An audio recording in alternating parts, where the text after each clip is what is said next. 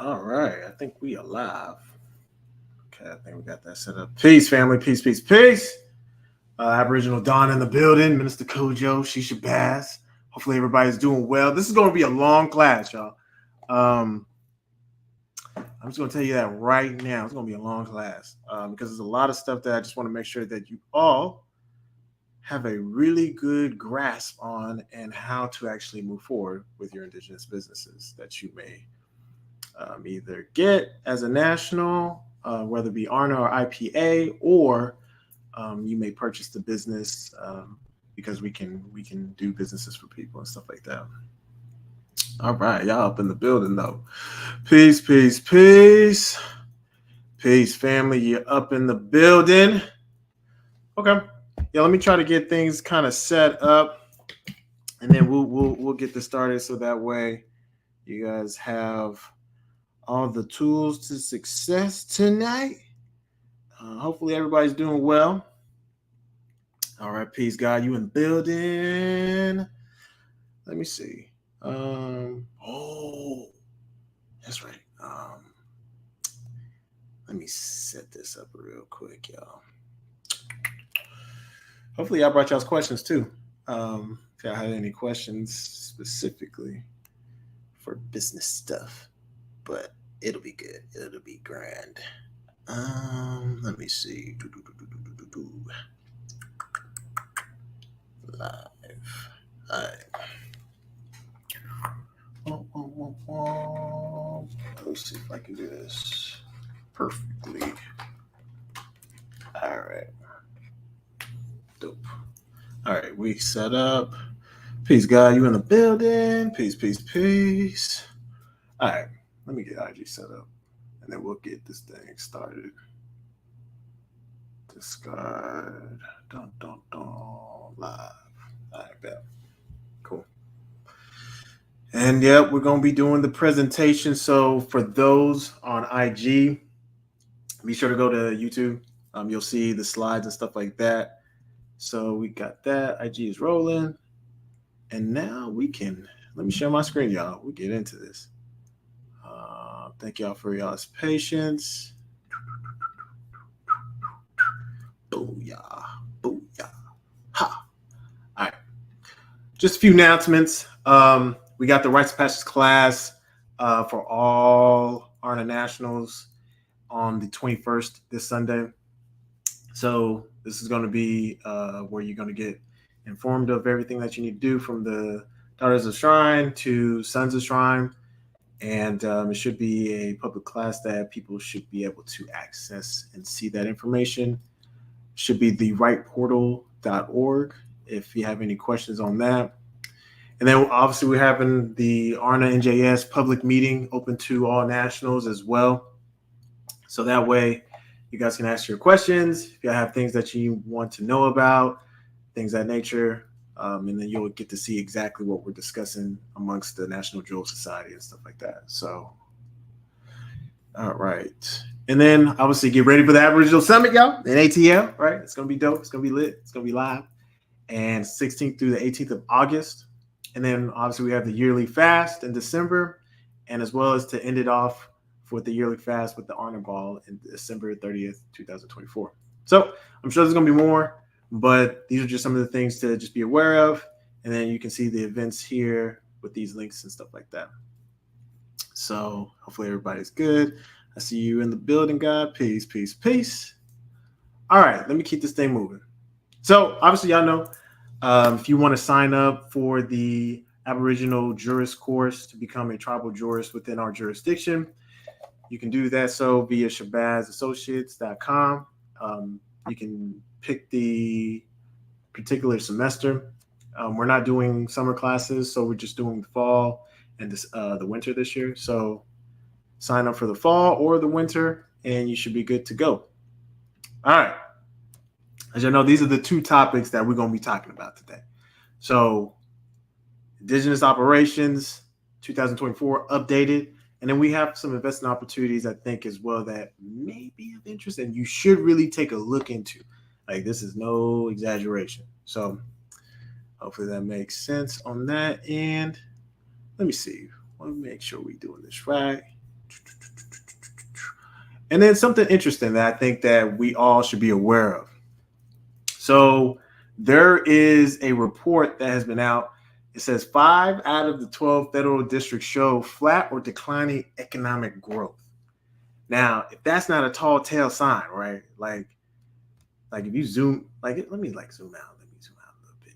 But like if you could see just the data, what it's showing that Dallas is slight growth, Atlanta flat, Chicago slightly. This is what's happening, right? San Francisco stable. So I just wanted to just kind of like make that known to you guys that hopefully you all are paying attention to what you are doing within your jurisdiction, right? I mean, we can look at the actual data itself, just to see what. Just give me 1 second. I'll switch screens real quick for y'all. So I'll stop sharing that. We have to pay attention to this stuff. This is how you know what the hell is happening. So if you see right here, slight improvement in Philly, St. Louis, and Chicago and Dallas. Flat, Atlanta, San Francisco, New York. Decline, Memphis, Cleveland. We already knew these places. Like, ain't no way that these folks on IG, if you want to see what I'm showing on the screen, go to YouTube. But otherwise, you'll just hear me talk about what you can't see. So I just think it's interesting that basically the Fed is basically stalling from cutting rates because there's a lot of political things that are happening on the agenda, but you can see it and they're cooking the books. If you don't already know, they're cooking the books.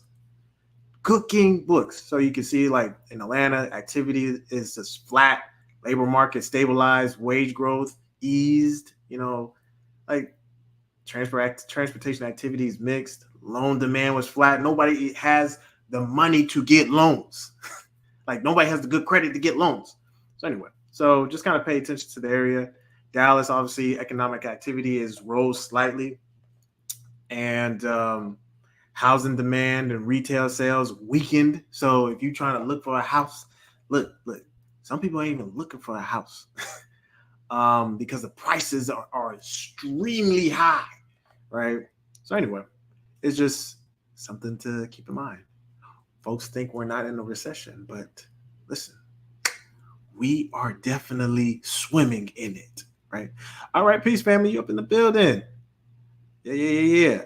And you say you have a question, but can wait till after? Okay, that's cool. And then peace, God. All right, let me go back into my presentation real quick so we can get this show on the road. Let me see. Let me see. All right, cool. Y'all see my screen? Dope. All right, so next, I gotta do this for y'all. Hopefully y'all don't mind.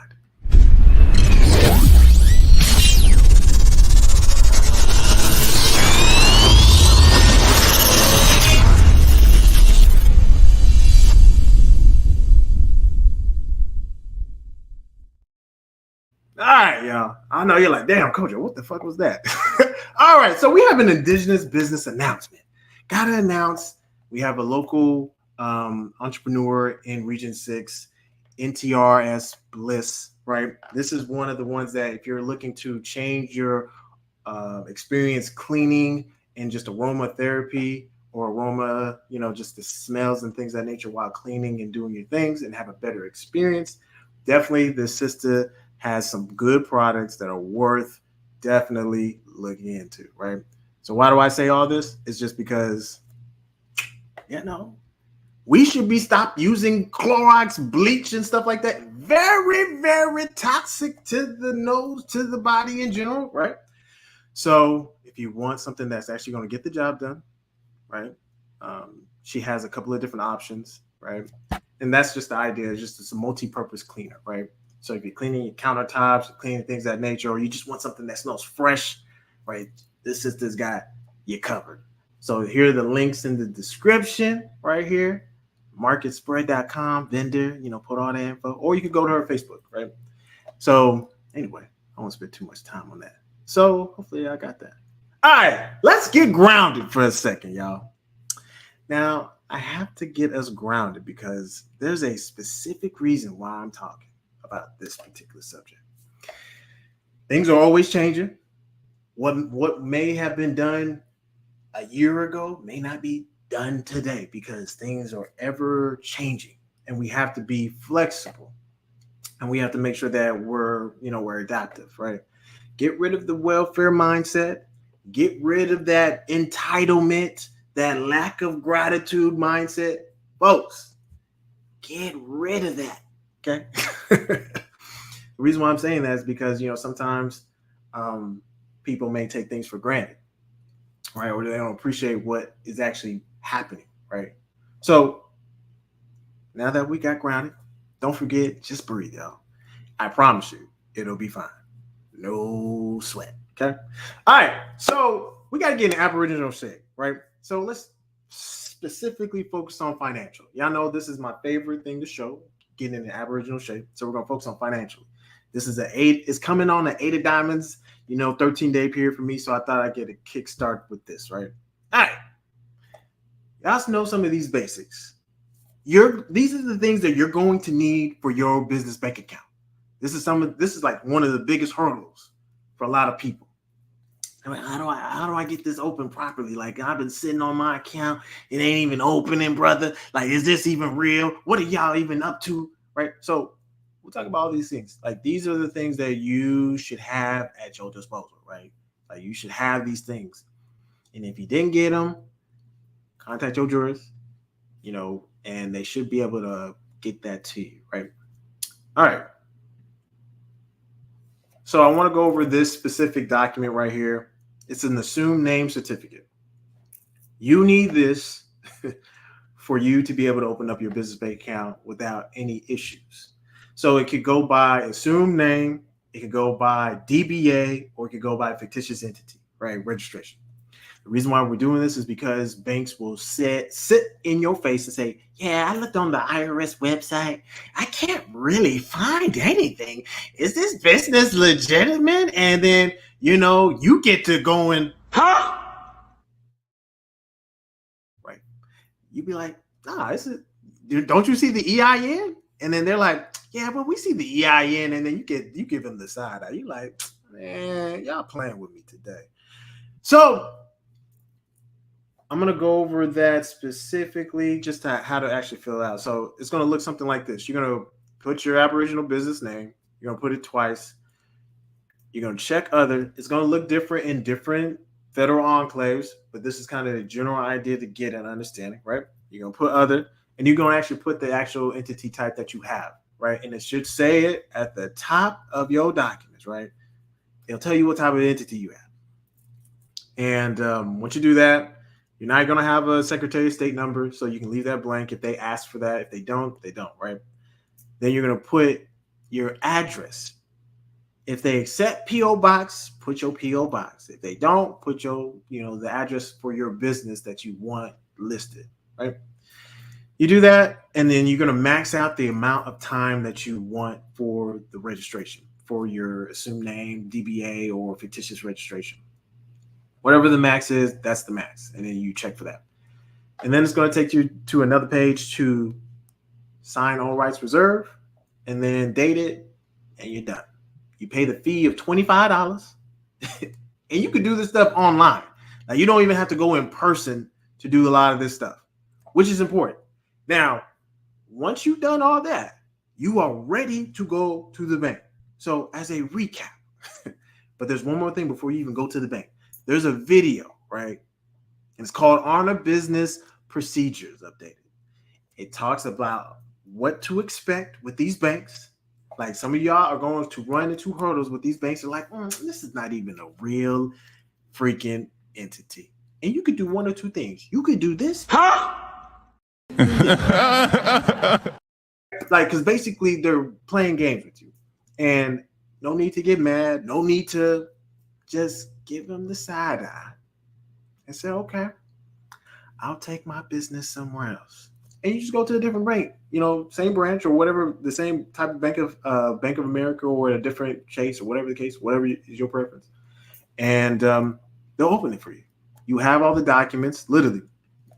EIN, the tribal EIN, the Department of Tax certificate, the articles, the W-9, the tax exempt cert, the meeting minutes, fictitious name registration, DBA or assumed name completed, right?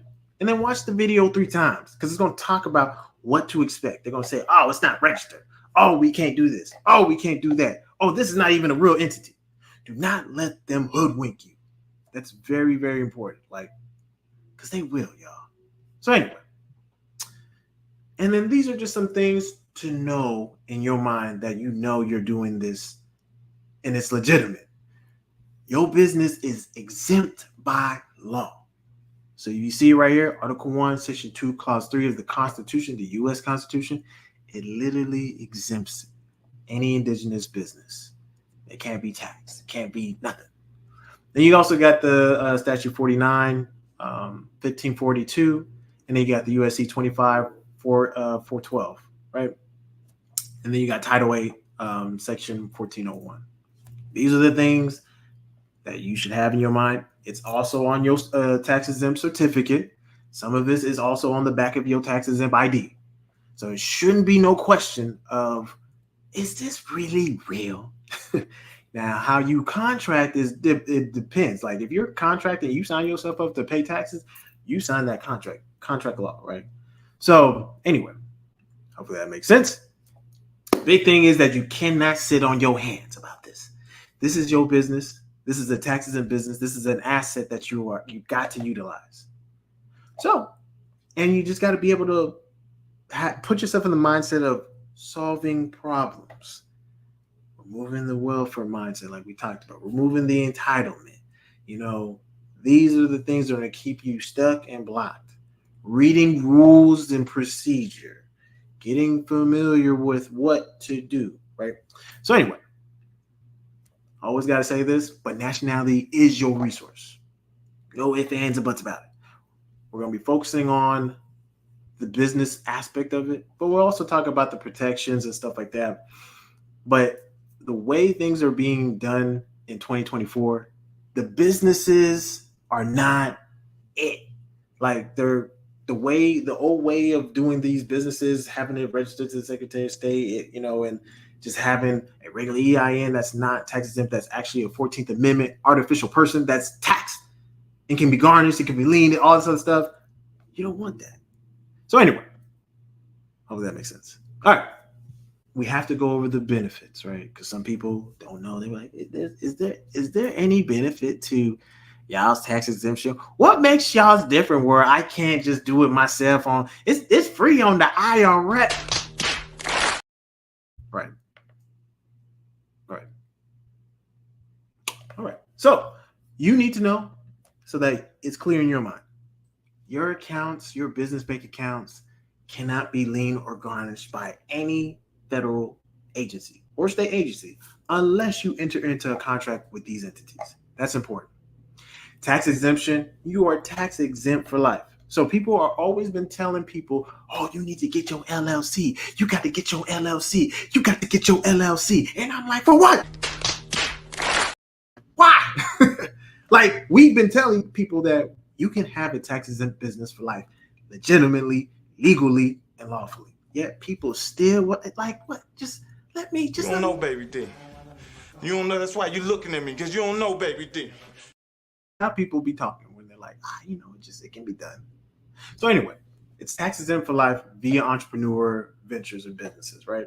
So as long as you're operating your business in your capacity, you're not entering into funky contracts that make you a artificial 14th Amendment person or make you liable for taxes, you're good to go, right? There's nothing for you to report unless you want to report, right? And we can talk a little bit about that. Like if you want to report, like let's say you're trying to get a mortgage. You're like, well, you got to show proof of income. Well, income is not the same as compensation. But if you got to play that game, you got to play the game. So what you need to do is, and you should already be doing this already, is that your business, you should have a separate account for your business. You have one for you, the person, right? And you have one for your business. Business bank accounts, 2 business bank accounts, right? The business bank account is paying you. Boom. It's paying you. You're good to go. And you can show proof that you are getting compensated. That's very important. But on their paper, they're going to report it and show it as income. So you're going to report the taxes for the year. And they may need to see 2 years worth or a year of pay stubs. So as long as you can generate the pay stub for your business, you should already have something like this already in case you're going down this road. And then you have the proof that you have proof of income. And that's really what they want to see is, can you pay the mortgage? Can you continue to make payments? Because the minute you miss payments, they are like, man, we knew we should have gave him a loan. That's very important.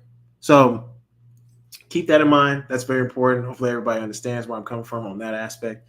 If you don't, you already know. Just book a separate economic consultation. So then there's the sales tax exemption, right? So all stores have a process. Some stores may not know what that process is. Some stores are so new that they like, yeah, we ain't never seen that shit before. What you talk about taxes? What? No, everybody pay taxes. Everybody pays taxes. You, Negro, need to be paying taxes. And I'm like, Stop it. Get some help. No. What you need to do is you need to go and tell me what the rules and procedures are, right? And every store has it. It doesn't matter. Everybody has to have this. If they don't, for whatever, because of the state rules and regulations, that's a completely different story. But you have to understand the rules of operation. That's very important. You're not going to get around understanding the rules of how to engage with these people, engage in these different federal enclaves that you may reside at. I can go to Maryland and then go to a store and say, hey, what's the tax exemption process here? And they'll tell me either you just show them a card or you have to have a number or you fill out a form, whatever the case is, right? I saw a post from a jurist, I forgot whom, that tax exemption is based on 501D. Yeah, I mean, so I did a post where a national that I did a service for, I got them a 501D religious institution. So yeah, that's a service that we offer. That's a service that we provide. We can talk about that a little bit, and you'll see it on the slide as well. So just kind of keep that in mind. So anyway, and then we got the property tax exemption, 501D entities, the determination letter. Both, it's very important for the 501c and 501Ds and 501c3s. These are the things that are going to have a determination letter. We'll talk a little bit about them, right?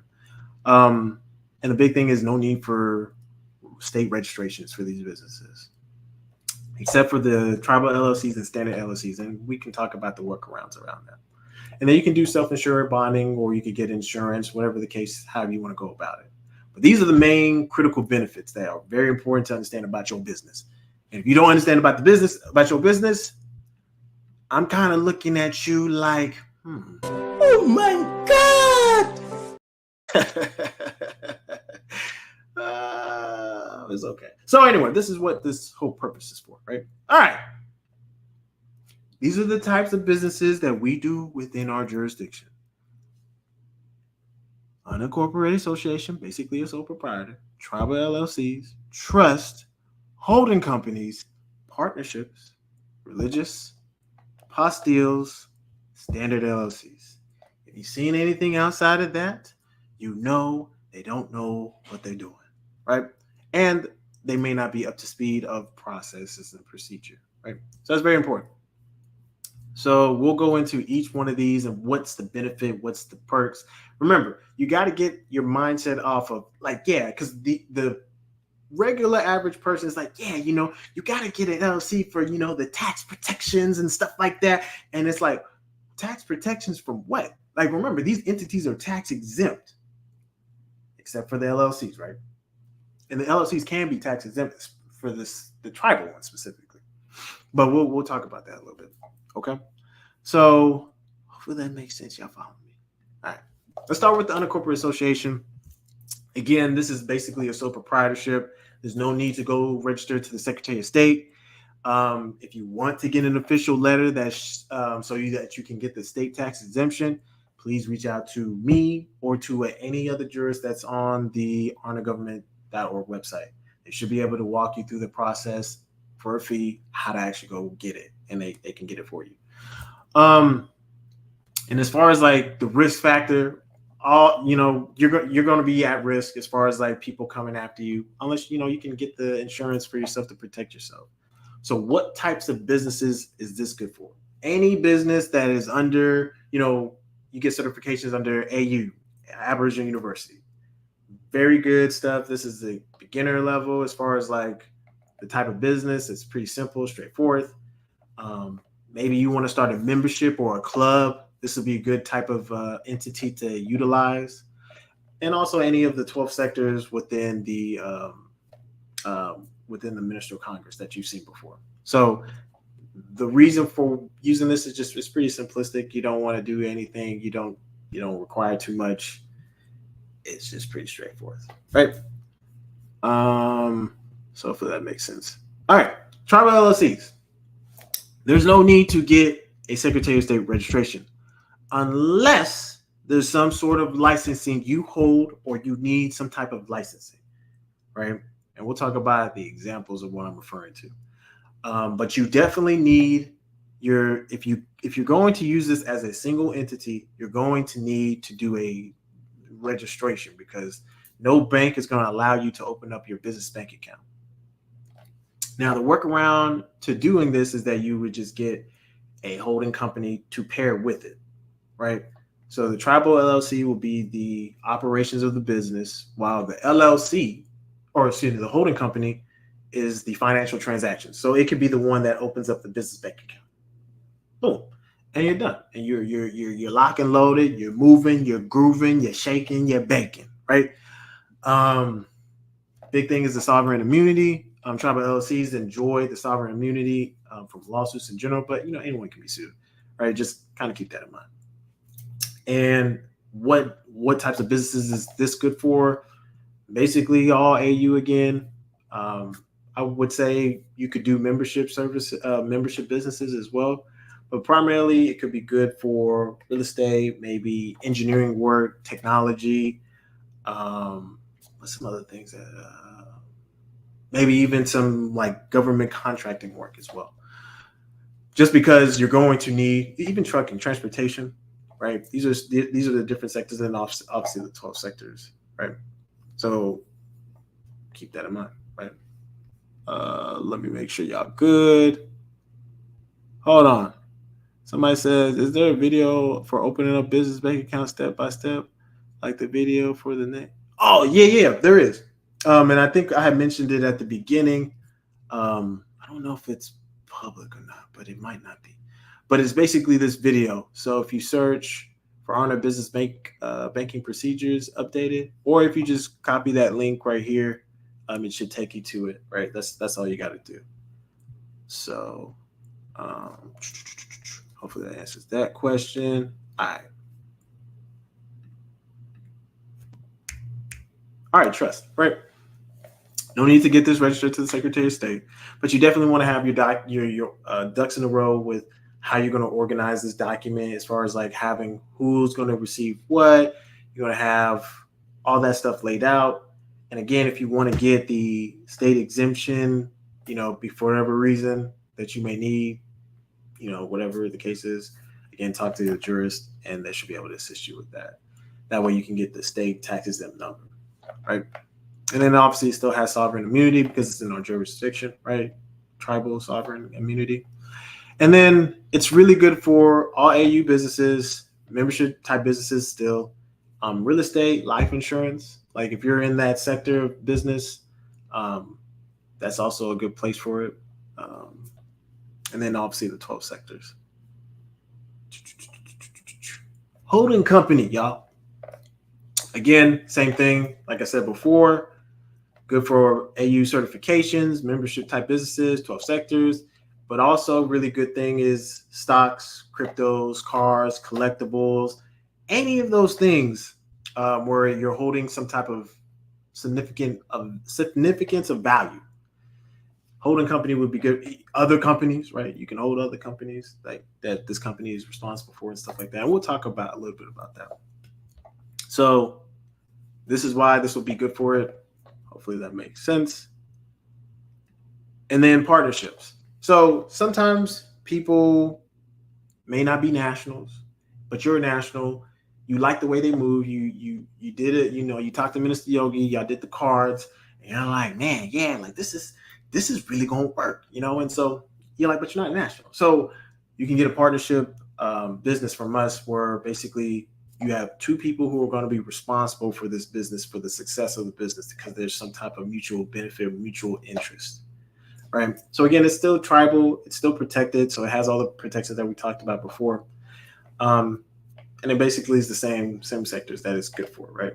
So there's no real limitations besides, you know, certain things that may be asked for, like certifications, licensing, and stuff like that. We already talked about what entities would be good for that, right?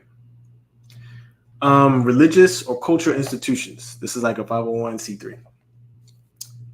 There's no need to get a Secretary of State registration, but if you want to actually have the letter, officially letter, you know, contact the jurist, contact us. We'll be able to help you. And this is going to be shared within the groups of people, right? It's not going to be one person. You can have multiple people, or what they would call officers, within this umbrella, within this institution. Very good.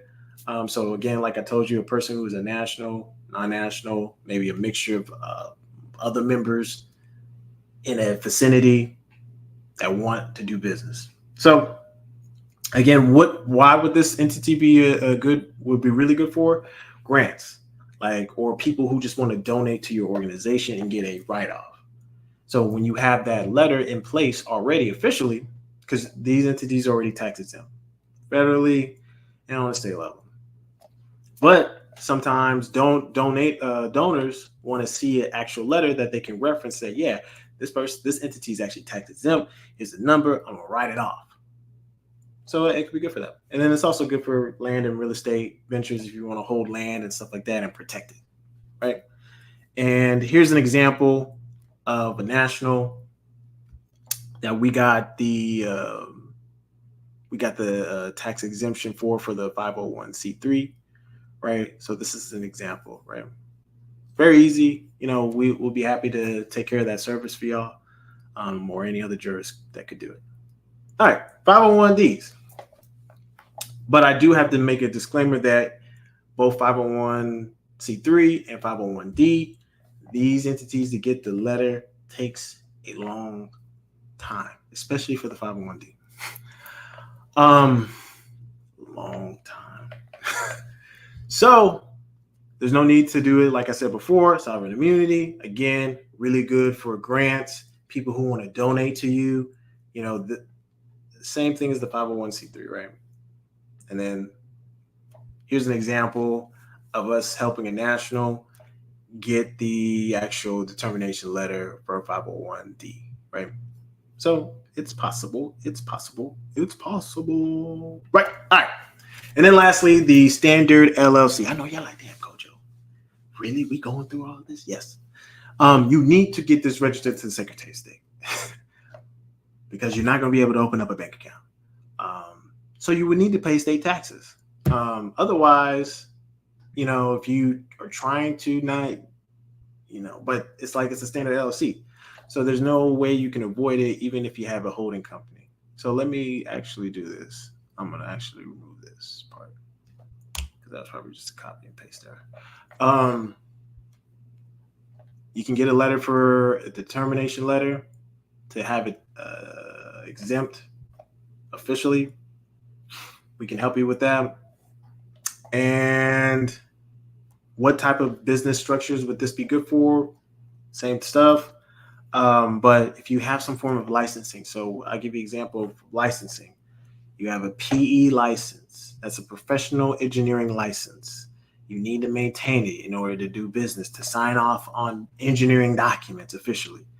You have a beautician license, you know, in order to practice doing people's nails, you know, and stuff like that legally.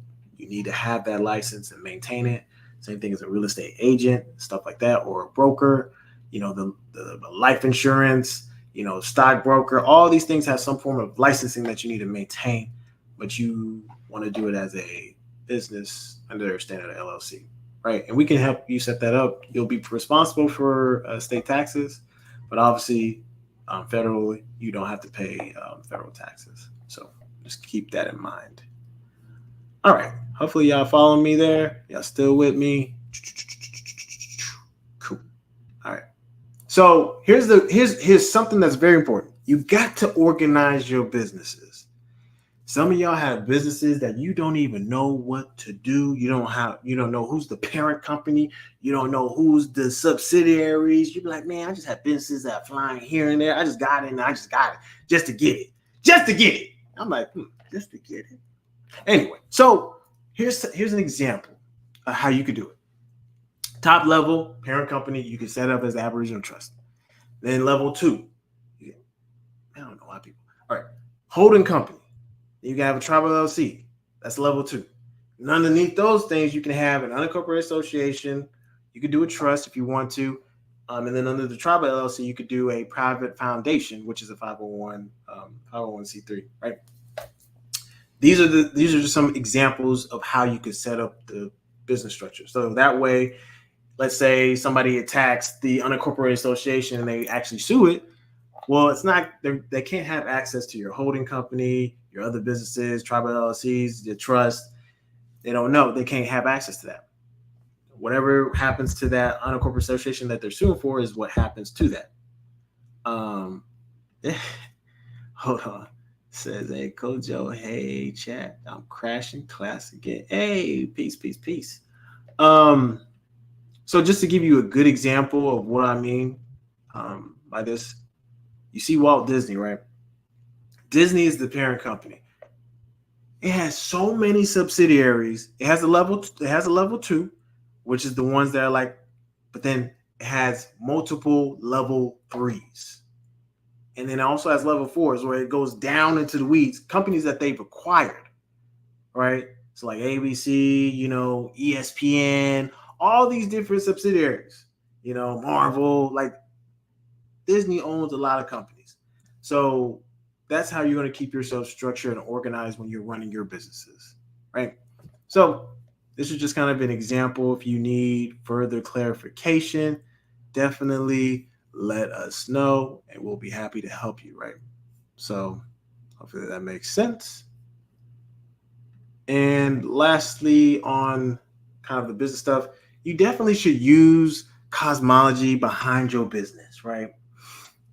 Meaning, like, if you pick a particular day, like let's say you pick an 8 of Diamonds day to actually start your business, you say, hey, Kojo, I need you to register my business on this exact day.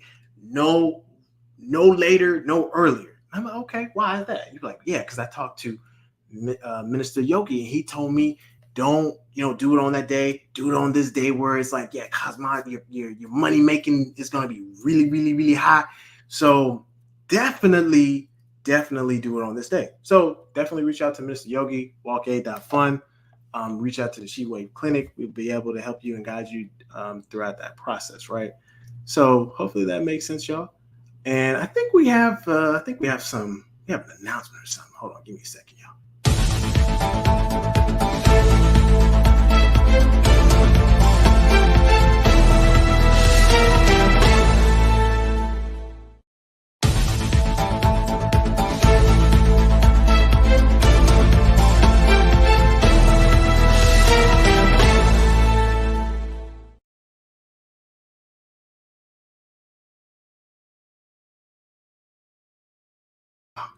All right, I think we got a special announcement. Yeah, so this is we have Cosmo News, and we got checking in Yogi, Mr. Yogi.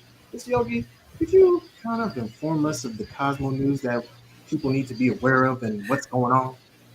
Yes, sir, I can. Can everybody hear me? I think we can hear you. We can hear you. Awesome. So, in latest news, Saturn is retrograde in 12th polarity misnomer Pisces. And since we're talking about business, Saturn deals with structure, organizations, corporations, and government.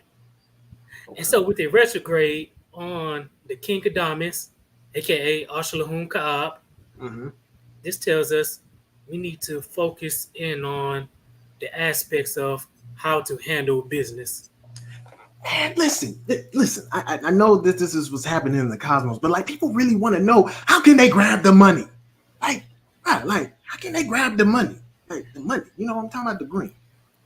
The money. So, with these aspects in place, how you could grab the money is one, pursuing yearly and weekly readings.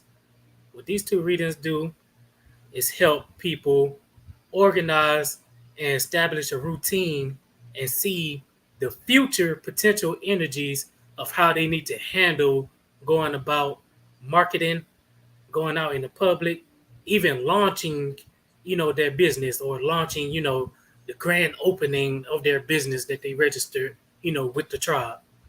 An Okay. example like that looks like, all right, you need to launch, all right, let Yogi or certified cosmologist from the cosmology department find a specific day that you could launch on, and we do it in future potential.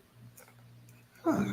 Okay. So then I know things are looking a little grim right now with what's happening in the markets. You know, people were trying to short Donald J. Trump stock and stuff like that, and they epically are failing. So like, how can people really make something happen? Like with their business, like because these businesses are tax exempt for life. And I'm looking on the radar that maybe things are looking a little rocky towards the end of the year. So maybe there's a potential opportunity, right? I'm just reading my reporting minutes. Yes, sir. Yes, sir. Most definitely. So, with everything that's going on in the United States, when it comes to chaos, there's always opportunity. And so, people can look at it and say, okay, what type of businesses do I need and what's available right now and what's going on in the world? For instance, you mentioned Donald Trump. We also got Bill Gates, who's claiming a lot of farmland too Mm-hmm. within, the nation.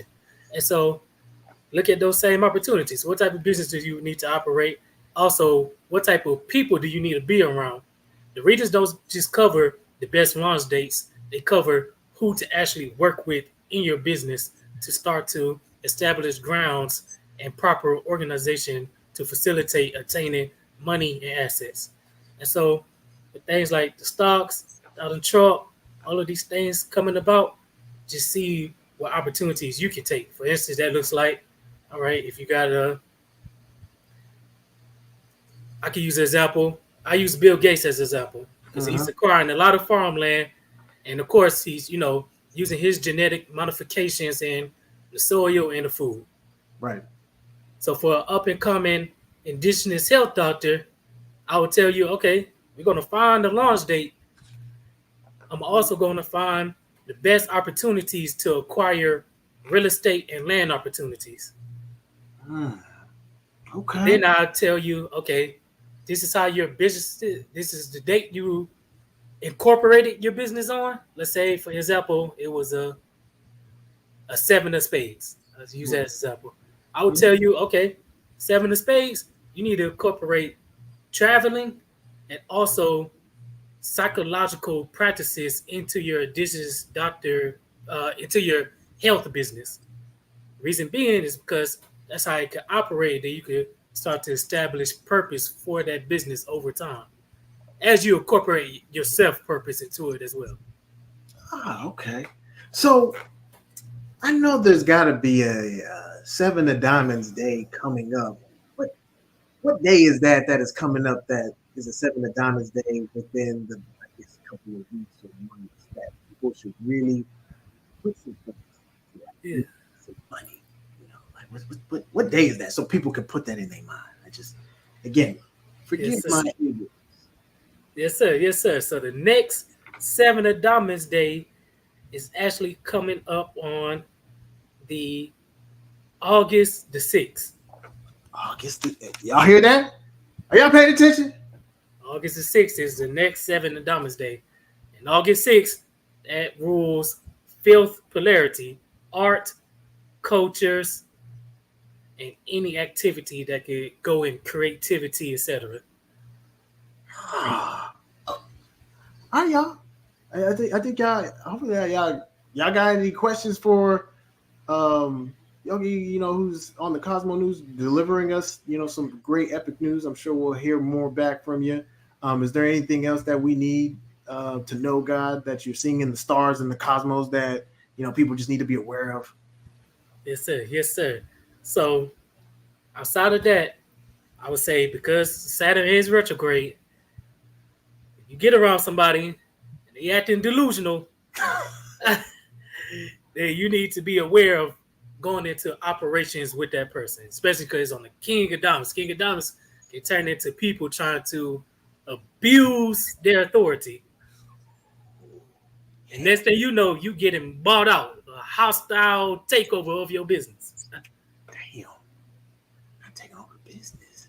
Take over the business. So people need to be aware of that. So if you want growth and opportunities, you need to master your financial literacy and business literacy when it comes to dealing with people. And the best way to do it is to learn their psychological profile. And the Honor Cosmology Department provide those readings where you could get a full report on your business partner or anybody you're working with, psychological aspects, functional or dysfunctional. Wow, that's very important. Okay. Well, I think that is good to know all that information, because I think a lot of people are just doing business with people randomly. At least that's what I'm seeing in the forecast. People just doing business with people randomly. Forgive me if I'm not reading the charts right, but I think that's what I'm seeing. Right. No, that's definitely spot on. Because it's also,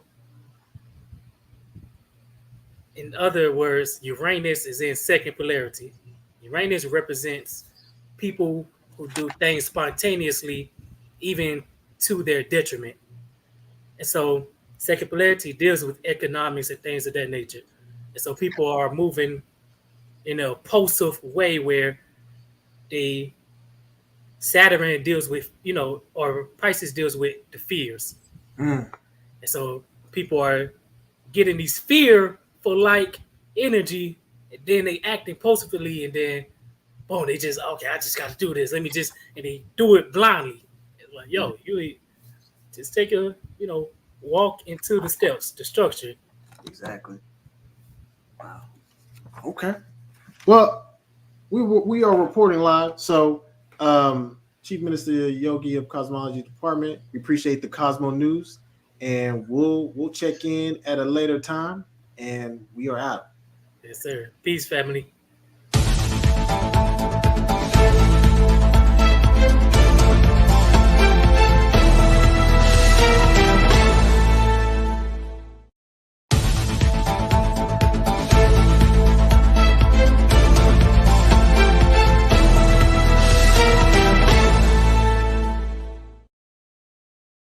All right, man. That was a good report. I'm not sure what was going on with the news anchor, but Cosmo News is always going to be reporting in class, y'all.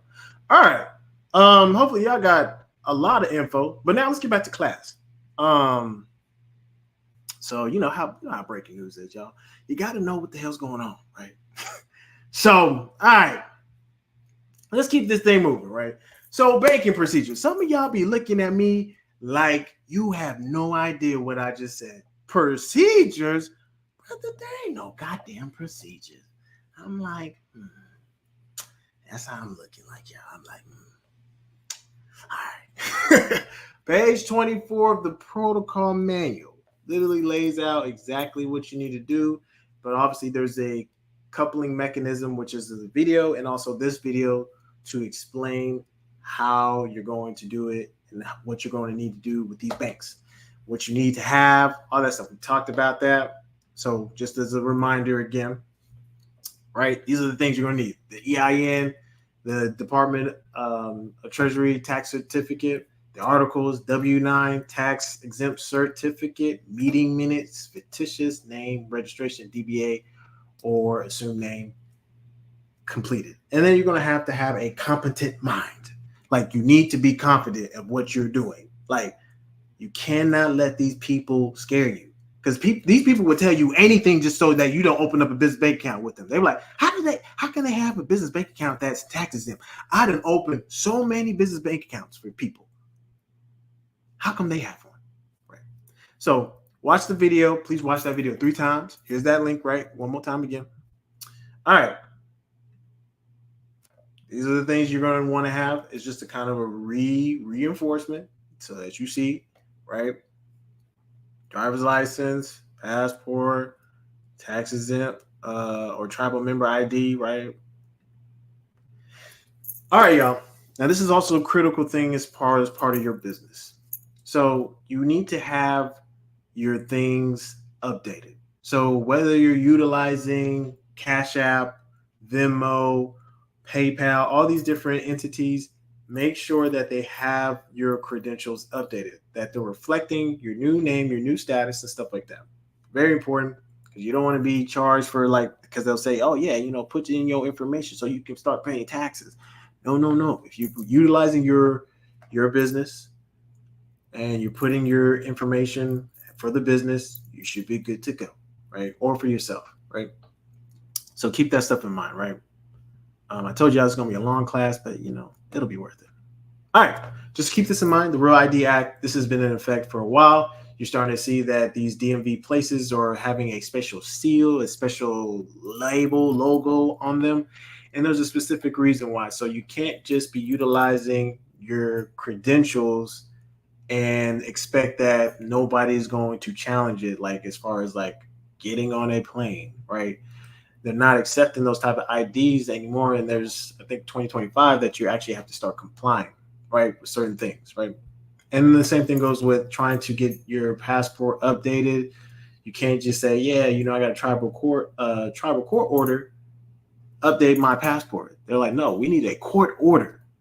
So that's why that's part of the process, that you get a court order, changing your name, you have the court order, you're good to go, right? So keep that in mind, okay? All right, let's talk about a little bit about tax exemption.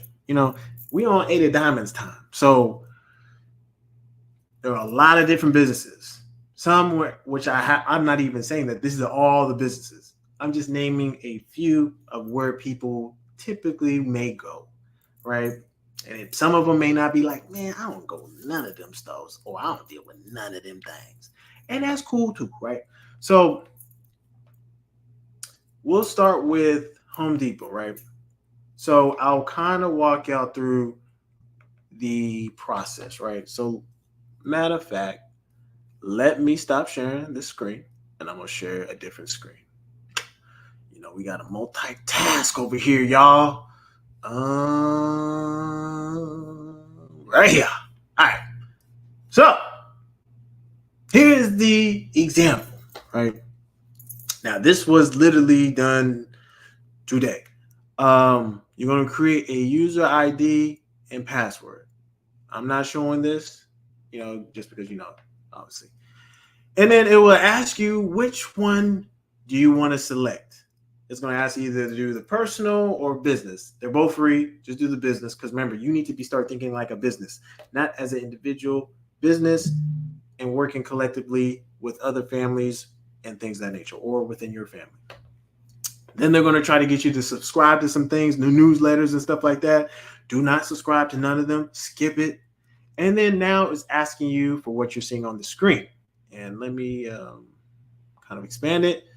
It says, what state hold tax exemption for, right? So this one is a little different. The reason why I'm walking through this is because this one does require a number from the state of Texas. It does. So I selected the state of Texas, right? This is for Hawaii Region 6. And you don't want to select, if you have other, I know that there's a number that you have to get for the state, for New York, Florida, Oklahoma. Only select the things that you have, and that's it. Then you're going to select other, right? I think there's something that maybe you don't see after you select this, but yeah. So you're going to select other. So it says, what type of business are you? Other. Then it comes the major question. What type of exemption is your organization registered for? Right? Other exempt organizations, Native American, diplomat. Listen, this is a misnomer, Native American. So it already makes me leery. So just put other exempt organizations, just for safety purposes, right? And then it's going to ask you for sales tax exemption certificate ID. Now, this is where you're going to have the determination letter, and then you're going to have to apply for your state for the exemption number. Now, some places that it doesn't require this. You can just leave it blank, and then you go about your way. So I put the number in. Then I uploaded the document, the actual certificate, right, that shows that it's a verification that Hawaii Region 6, the local tribal government, is exempt. So, boom, uploaded it. You see all the information. Now it's asking, we need to retrieve some information from you, from your account, because we still need some details. It's just asking for the organization name, address, phone number. I put the phone number in. And that's the other thing that we have to talk about with your businesses. You got to have an official number that actually looks professional that people can call, right? That's very good to do, right? So it just asks for the description, local jurisdiction, tribal government, or the Shiamaru tribal government. And then example of 2 or 3 items you will be purchasing. Equipment for building, houses, and other things. Simple. Boom. And then this is the stuff. And I sign all rights reserved, and then boom, submitted. So it says registration submitted and that you have a temporary exemption number, right? So anyway, that's literally how it goes, right? Nothing too complicated, and that's just an example, right, to walk y'all through.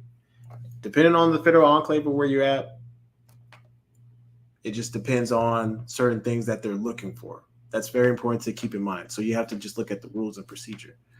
So let me go back into my screen, y'all, and let me know if y'all have questions. All right. Okay. Let me share my screen again. Oh, snaps. Okay. All right. So that was an example. Lowe's is not too far off from the tree. It's going to do the exact same thing. What number? Sam's going to do the same thing. So those things, you could do those things online. It would be easier. Sometimes doing it in person is easier, and we'll talk about the in-person stores, right? AT&T, you can do it online as well. Target, online, you got to email the people, right? That's the one thing, you just email the people. And then GoDaddy is the same thing as well, right? They're going to ask you for certain information. It's not going to be anything too complicated. You just need to provide them certain information like the tax cert. When I mean the tax cert, it's the business, the tax exemption certificate that you get as a national or with your business, right? You provide that information to them.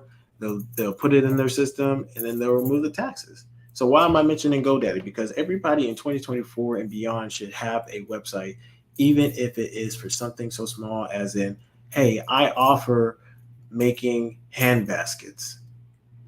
You may not have a name for that business, but you got a business registered to you, and then people can look you up. And then when you graduate, you can have an official business name separate, right? But you got to get started somewhere, right? And then, so hopefully that makes sense. So in person, where you just kind of show your ID. So this is a scenario. There's a video that we kind of show you where basically we just show the tax exempt ID at the register. They went in, plop in the information, and then guess what happened?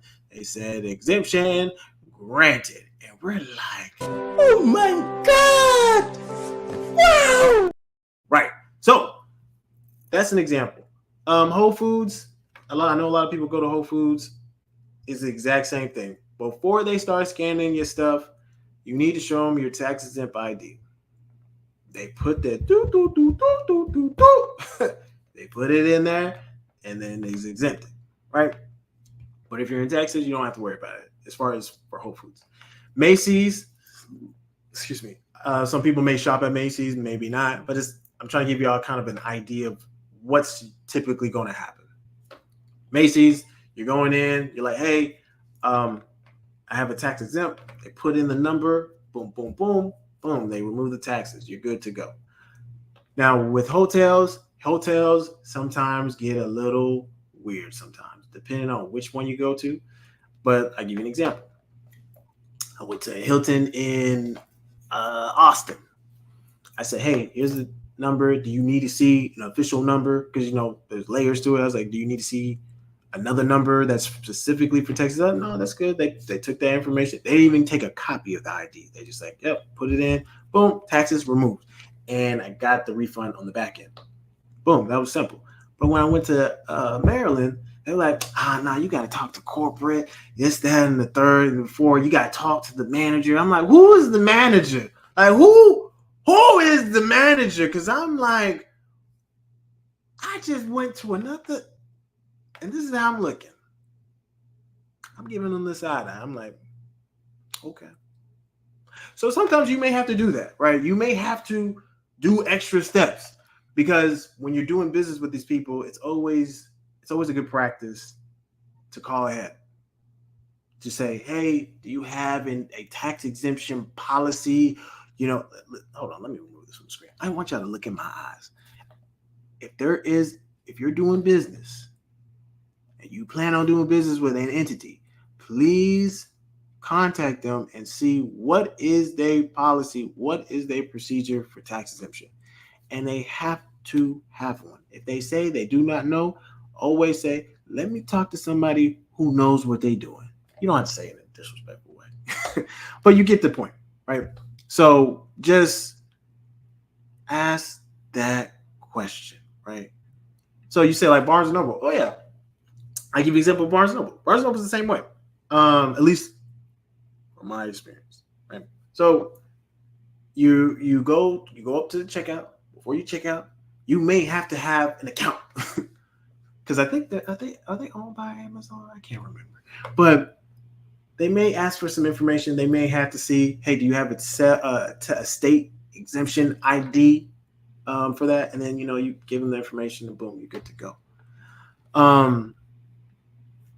So I'll try to think. All right, so that's kind of the stores that you would show your ID for, right? As examples, right? There's many other different scenarios, but I'm trying to walk y'all through. Then there's the in-store one. The one that I tell people, go to the store because it's much easier to deal with them. You can do it online, but you're going to run into some challenges where you're going to be like, they were like, where is the state number? So Walmart definitely is a place where I tell people, go inside the store, go to the customer service department. They have the thing, have them fill out man, when I tell y'all like how they fill out the info, it's literally they send behind this antiquated computer that, like from the Matrix where it's like the Mac DOS or whatever, the Moss DOS. Them is them type of computers that they got back there at Walmart. I'm like, damn, y'all never gonna upgrade like the computers y'all still using anyway. So they're gonna put in your information for your business or based off of the ID.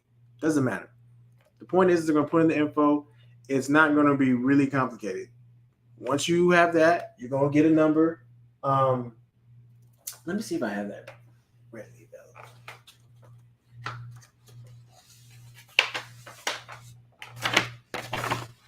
Oh, I do. No, not that.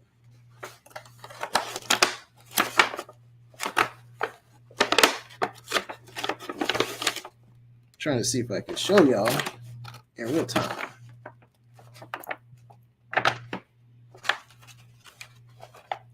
But I can't find it. Lord, I can't find it.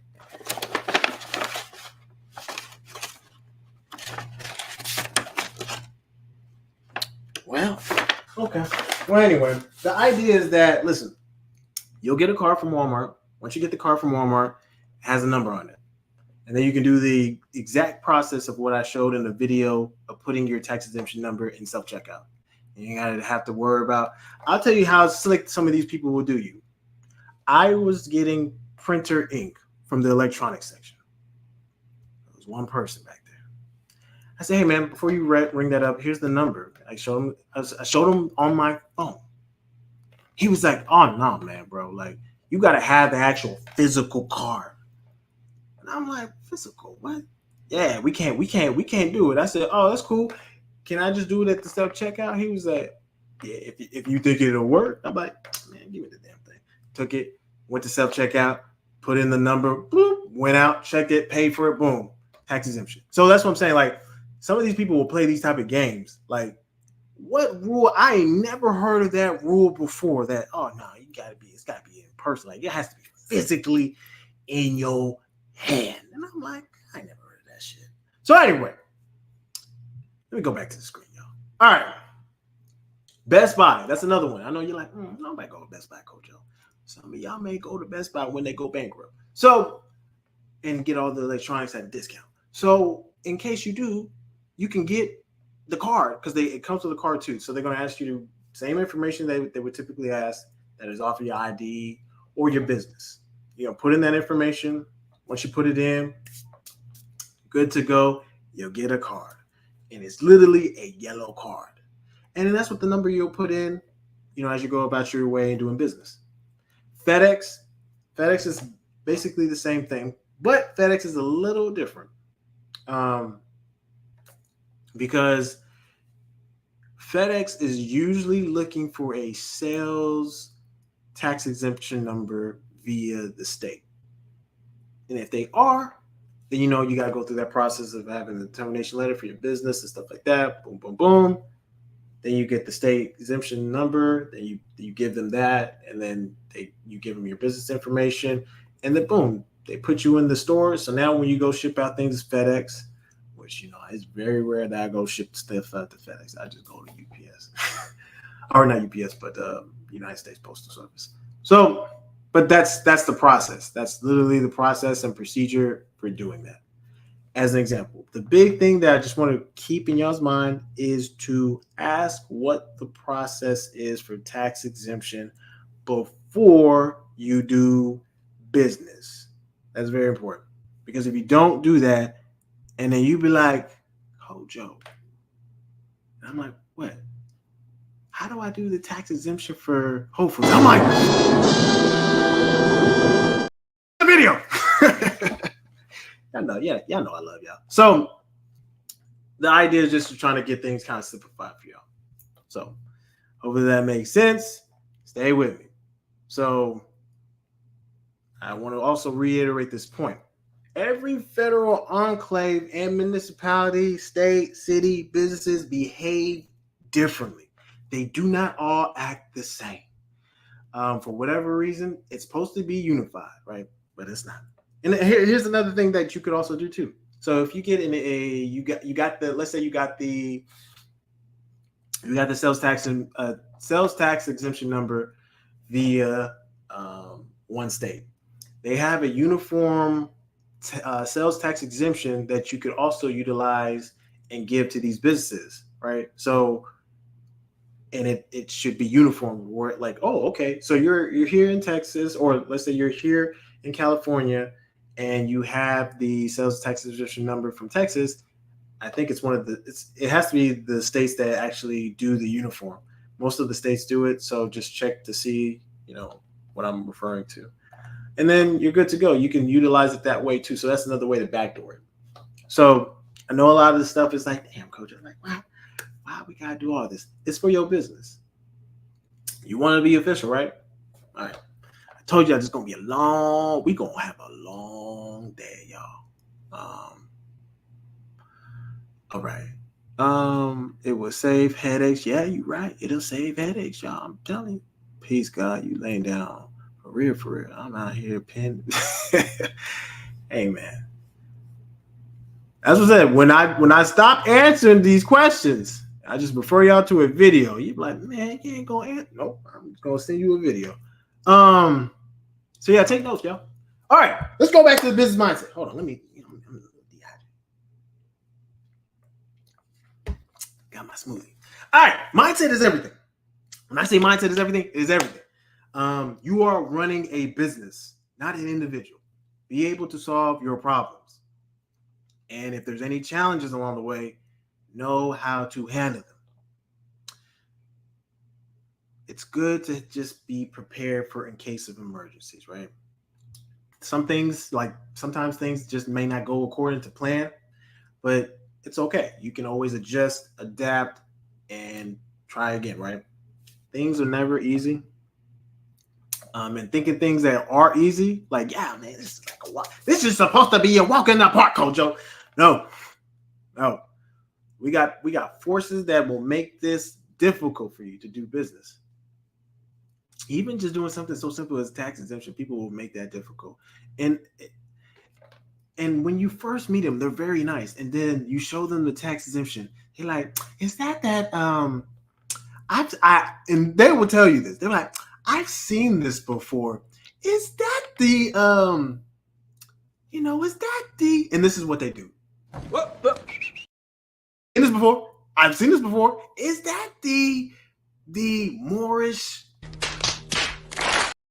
You no, this is not the same thing. You got to explain to them. This is indigenous. This is tribal.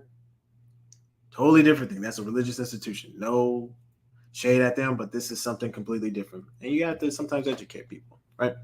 So you have to really grasp that you are running a business. The first business that you got as a national, you need to take that with stride. Like, okay, how am I going to make this run? How am I going to make it work for whatever it is that I want to do initially? Did you get a cosmology reading? Did you save up some money? Anyway, let's keep going. So functions and just operation management. You need to be planning how your business is about to be running. You need to do financial planning. If you are launching new product, how are you going to do a product launch? Are you going to do a soft launch or are you going to do a full-blown out launch? You need to know these things. At what day am I going to do this launch? At what time? What day? What pictures I'm going to take?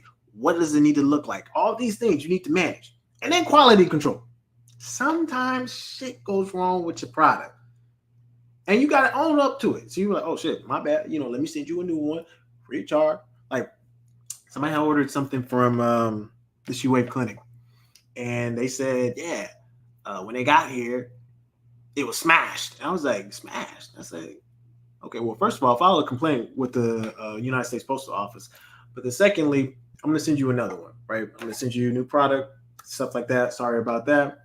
You have to eat that. That's your business, right? You can't say, oh, you got to pay for another one. Like, we're not going to take responsibility. Like, we're not, like, we operate differently. So you got to change your mindset. And then forecasting. You need to know because sometimes you have seasons where it's like boom, and you like, damn, I can't be stopped. Like, money is coming. And then next thing you know, it's slow and you're wondering like, money. You gotta have the forecast. So you gotta know ebbs and flows. You need to know when you need to know your market. That's essentially it. And then you got to do some strategies, right? Come up with some strategy sessions. You need to maybe do some supply chain management, meaning like if there's things that you need that are long lead time and this is a high demand product, you need to always have stock on hand. That's supply chain management, right? That's the Sigma 7 lean, all that stuff that people get the certifications for supply chain or, industrial engineers. This is stuff that they look at. They look at, okay, at this time, this is when this product usually runs out because we have an X demand of this. So we need to order this material. So that way there's no gaps in shipments and no delays with customers with ordering products. You need to know this stuff for your customer. Like I told you, this is a real business. This is not something that is just hobby duty. Like I have a tax exemption thing that I don't even know how to use. Like I have to take this very seriously. Like that's why I said, like, you need to know this stuff. I know y'all like, damn, why are you yelling, Coach? Because I want y'all to take this very seriously. It's very, very, very important. So hopefully y'all follow me, right? So this is stuff that you should be doing for your business, right? All right. One big thing that's very important that I've seen people don't know is they don't know what their vision for their business is. They have no idea. They're like, they don't even know where it's going. They don't have new launches. They don't have nothing. There is nothing forecasted. So they're literally in a ocean with no compass. So they just floating. They just kind of cruising along. They be like, yeah, we going with the flow, Kojo. I said, going with the flow? Huh? What's that? Going with the flow? I'm like, I don't know about that. Because, when you go with the flow, you ain't got no plan. And then next thing you know, you holler at me for like money. You be like, Kojo, I need money. I need $1. I need something. I need to do something. This is what y'all doing. Because you did not plan. You don't even know where your business is going. You have a transition plan. You're not always going to be around. Let me tell you that. Right? Very, very important, y'all. So, it doesn't have to be lonely running your business, but initially it's probably going to be, because you're probably going to be the only one that cares about it until you're not. And then everybody starts caring about it. Like, oh man, we like doing business with you. We like working with you. Like focus on those things. Also focus on building solid relationships with your customer. Right? If you take care of your customer will take care of you. Right? Point blank period. It's not that hard. Things happen. Sometimes the ball's dropped. All you gotta do is just, as a business person, make amends for it, fix it, get them what they need, and move on. Like, they're always going to refer you. If you do a bad job, people will not refer you. So keep that in mind. This has to be a business that you are prepared to run late at night. And since this is an indigenous business that's tax exempt, there's so many benefits behind it.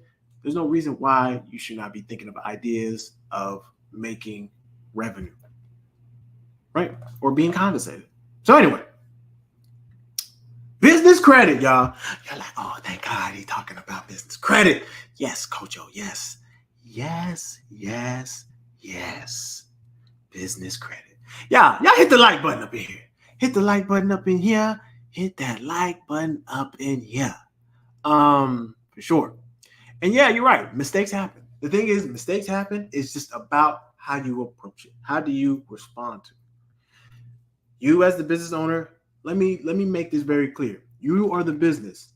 Everything is your fault. Everything is your fault. Everything.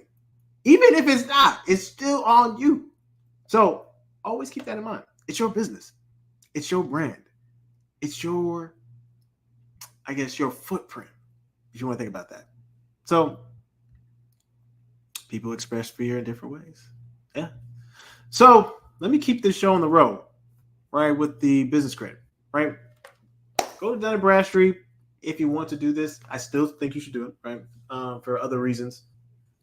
Do it.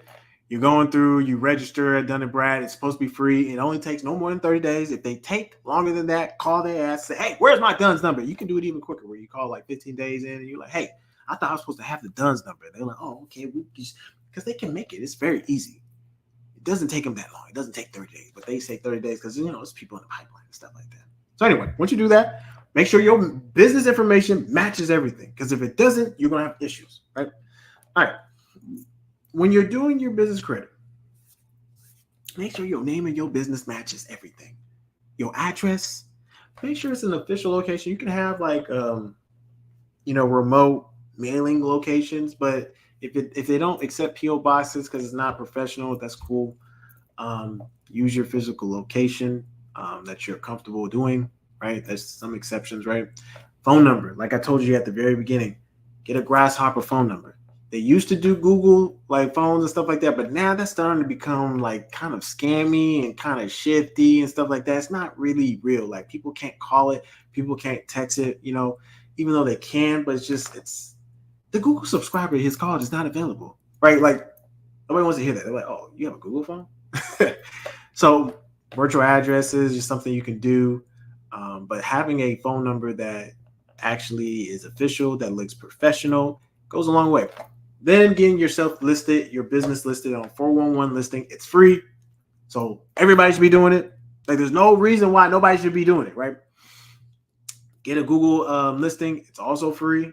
They'll just send you the code so that you can put in the number, and then it'll be activated. And then just make sure everything just kind of matches the EIN, and the DUNS number information matches all that as well, right? So you can start with some of these things to build business credit. NAV is really the most useful one, I would say, because you can check your business credit rating and history and what's being reported.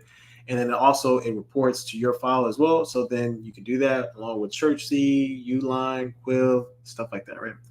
And then you have 4 to 8 of these accounts reporting net 30, right? You're spending $50 or more for 3 months, right? This is the kind of the old way. Then you move on to the Shell gas station card, Office Max credit card, wait for like 3 months.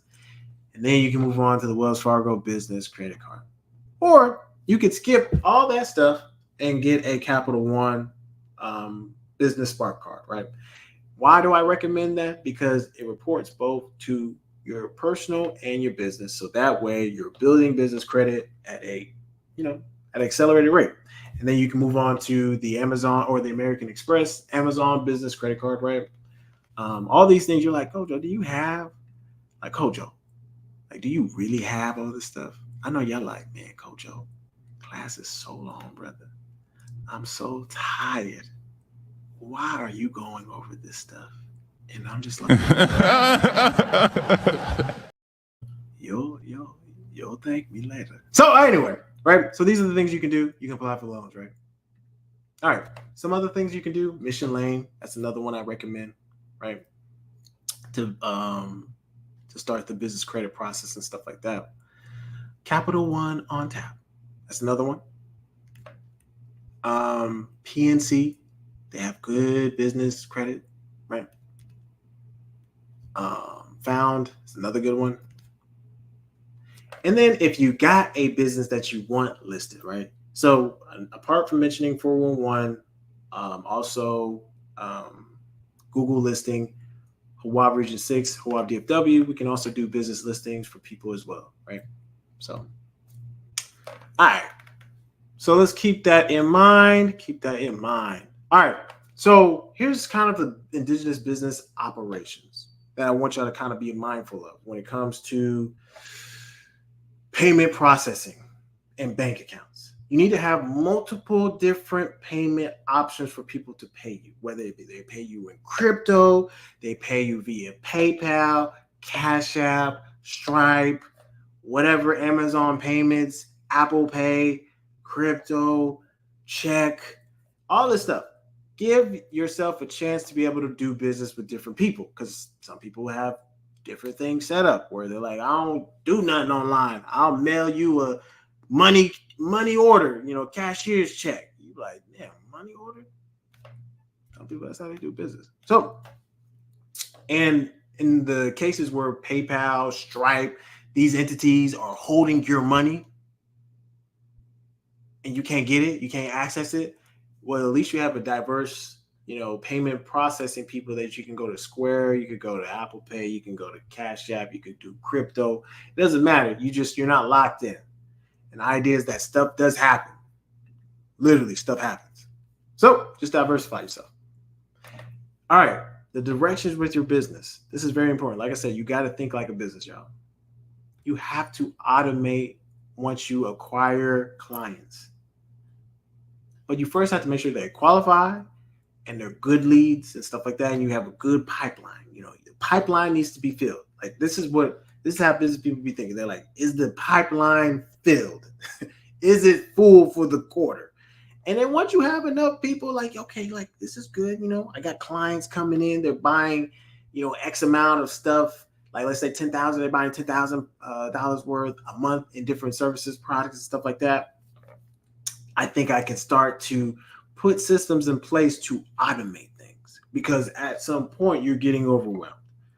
Whether you're using AI, you're building custom programming, software, systems. This is kind of the industrial engineer mindset that kicks in, that like you can't manage all that stuff. Sometimes you may need to partner with people to help you manage that, right? You hire a manager to manage all that stuff.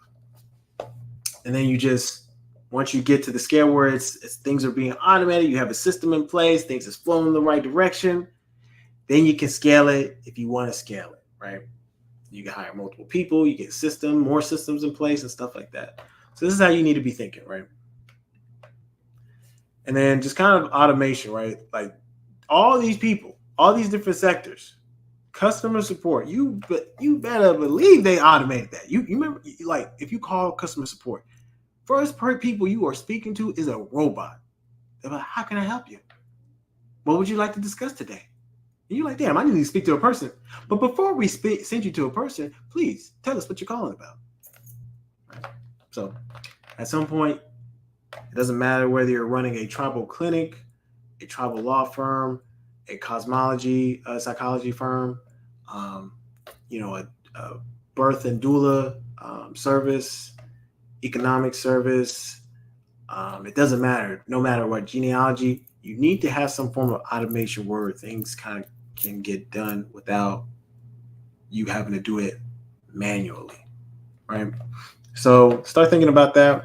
Maybe you do videos, maybe you do webinars, maybe you do videos or YouTube and stuff like that to send people to look at before they even speak with you. That's a good way to do it, right? All right. Get more leads. So in order for you to have more leads, well, in order for your business to survive, right, you need leads. Now, leads can come in from many different ways. Word of mouth, social media, mostly social media, right? You went to a venue and you vended, right? You were a vendor. So you generated, warm or cold leads from there, right? These are things you should be doing to get your business out there, right? But definitely, you could do email marketing. So you do like targeted campaigns and stuff like that. If you want to do all that, right? That's something that you can automate if you want to do that. But definitely social media, building a presence on social media is a good place to do your advertising and marketing. And then if you want to hire like maybe a sales rep, somebody that's going to actually represent your products or services, you can do that as well. That's another way that you bring in more leads because you have more foot soldiers on the ground. Obviously, they're going to get compensated based off of the commissions that they earn, based off of the pay scale that you're paying them, right? So keep that in mind. That's very important. I swear to y'all, that's very, very, very important. You said, y'all bugging today. What should I say? I need all this info. Yeah. I prefer cash. Keep repeating, agent. When the AI asks, what are you calling about? I say, I don't know. Then they put on a human. That's funny. That's a good one. I'm gonna have to try that next time. So whether you're making video content on YouTube, TikTok, whatever, Instagram, whichever you prefer, Snapchat, these are the places that people are going to be knowing who you are, what you're about, what you offer. They can see it. They're like, okay, he looks like he could be a normal person. Then they go to what? Reviews. Everybody always goes to reviews. So when you see from some of my indigenous businesses where people are sending you messages or text messages like, hey, would you mind giving us a review? Yeah, because reviews matter, right? Because that's the thing that people look at. They're like, is this really real? Can he deliver on what he is selling me? That's a valid question. So it's good to get reviews, right? Really good reviews, right? But getting more leads, I want to focus more on that. Like maybe you DM people. Maybe you tell people, hey, I'm running a special. I'm running a special that, lasts and, a Christmas special, whatever, because people, do that, like Christmas special or a Valentine's special. And I'm giving y'all a 25% discount. Like you could do stuff like that to generate leads. This is just giving you ideas of how to generate leads. But video marketing is a good thing to do to generate leads. So keep that in mind. Keep that in mind. Keep that in mind. I know y'all like, oh, Kojo, why are we going through this? All right, build a network. So what I mean by building a good network, when you do good work with people, people will refer you. If you do negative things, people also spread that around as well. So Either it's going to be good things spread about you or negative good things. Like people should say your reputation precedes you. Like that's a good. That I like. Yeah, I like that comment. Anything apart from that, like, oh, you cold, Joe? I'm like, damn, what I do? Right. So build a network of solid people. This is what's going to give you leads. So if you're, if you treat people well, you do people well. People would say they're maybe talking to somebody, a relative and stuff like that. Oh yeah, you need to holler at this brother because like he got this clinic and da da da. He did this da da da and it worked. Like that's a lead, right? So building those networks across can really bring good sources of revenue, and then you can build teams around it. Put teams and systems in place. You're pulling resources together and information together, right? Building this network, and plus everybody gets stronger, smarter, and stuff like that, right? So keep that in mind. I know some of y'all thinking this way. Y'all like, man, Coach Joe, I can do this forever. I don't need no game plan. And I'm like,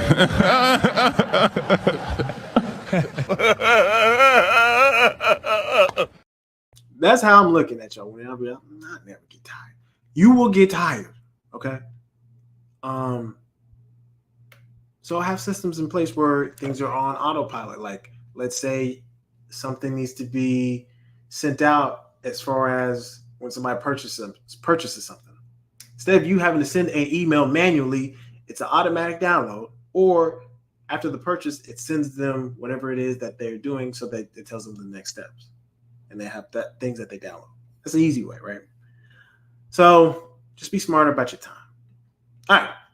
So as a kind of like a bow on the business credit, I know people are like, I thought all of them mattered. Well, for business credit, Equifax and Experian Business really matter the most first. Then there's Dun & Bradstreet, right? Dun & Bradstreet was here first. They're the dinosaur in the room. But Experian and Equifax Business really do matter first. So get the DUNS numbers free like we talked about, right? And you would want to use the DUNS number in certain cases for like when you're applying for grants, which we'll talk about as well, right? All right. Finances, y'all. I know we've been talking about 8 of diamond stuff, but cash flow, y'all need to understand cash flow because you need to know what's going out and also coming in because you need to see what expenses am I paying. Like you're going to have to pay expenses for websites. You have to pay expenses for phone numbers, virtual addresses, accounts sometimes, different products and services that you need for your business. Maybe you bought a AI software or whatever the case is. It's a subscription. Maybe it's an education service that you subscribe to. So like all these things you have to keep in mind. But focus on building real practical services and products that people will purchase and use that actually solves people's problems. Like if you know it solves people's problems or if you know it captivates an interest of a particular market that people have an interest for. So like, I'll give you an example. So like the She Wave Clinic, right? I like cinnamon rolls, right? I like cinnamon rolls. So I was like, okay, well, let me make some cinnamon rolls, right? Took a while, but now that's something that, we offer, right? We offer that as a product that people can purchase, right? And we'll make it fresh made and do all that stuff as an example. Like, and it's all, no yeast, no dairy, no nuts, none of that stuff, right? Or we could do it with nuts, but basically, almonds or walnuts or whatever the case is. So the idea is that there's a market for that. People actually want that stuff. They're like, oh, damn, a healthy cinnamon roll? Man, let me try it. And it's curious, right? That's an idea. So when you have a market that makes sense and that's bringing you revenue, a good portion of revenue, double down on that and then add something else to that. That's how you keep the cash flow. And, your expenses will grow over time. So the more services that you're offering, plus things are getting more costly to do business in, right? So you need to manage your cash flow properly. So know what's going in, know what's coming out. So All right. Remember what we talked about with the DUNS number, right? Yeah, Sam has done away with it, but it's still good to have in general. And this is in discussion with grants, right? So you'll need to do a sam.gov. So let me see if I can show y'all real quick. I know y'all like Kojo. This is so fucking long. I told y'all it's gonna be a long class. So let me see if I can log in for y'all real quick. Let me stop sharing this screen real quick. I know some of y'all like, man, brother, is this what we gonna be doing? There's a particular reason why I'm doing the class this way, just because I want it to be, oh man, not a code. I gotta do a code today. All right. Let me see what the code is today. Give me a second, y'all. Just gotta put in this code real quick. Then I should be in.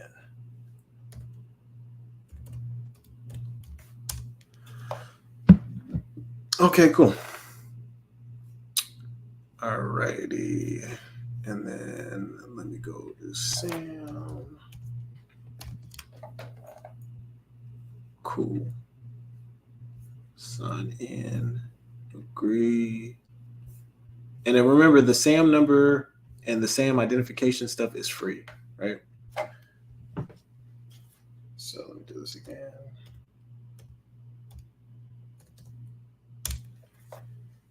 All right.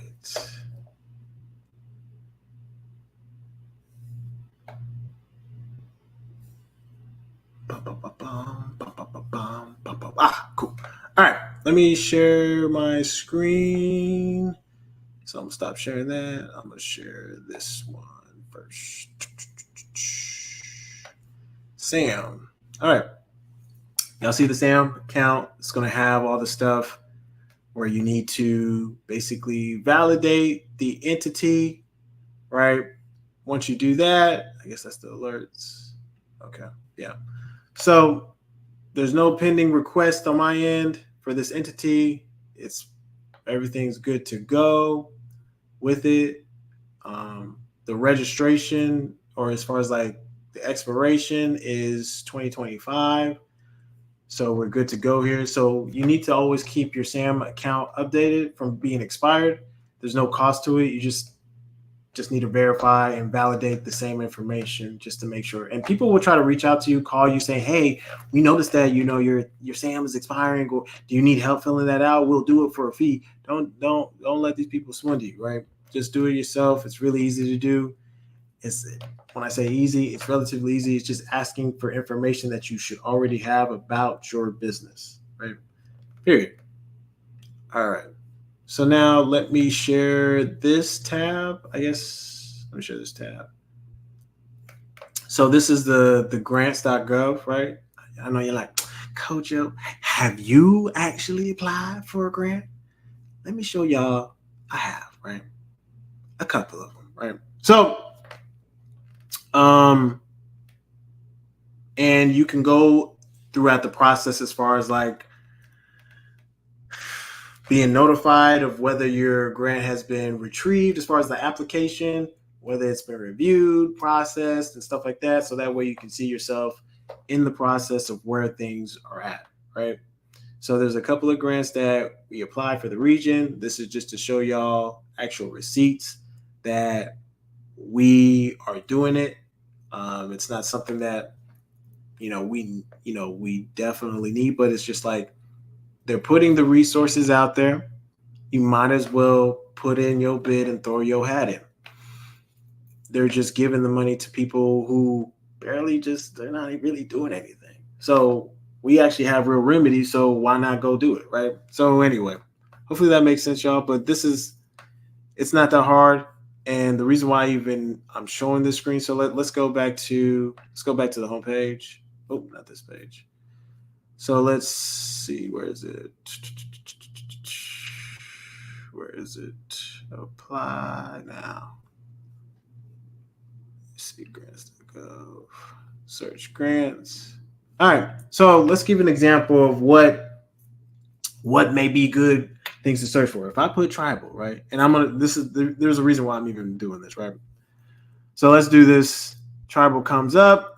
There's a couple of things that you want to be on the lookout for keywords, right? And there's a reason why I'm even saying that. I think the camera might have died.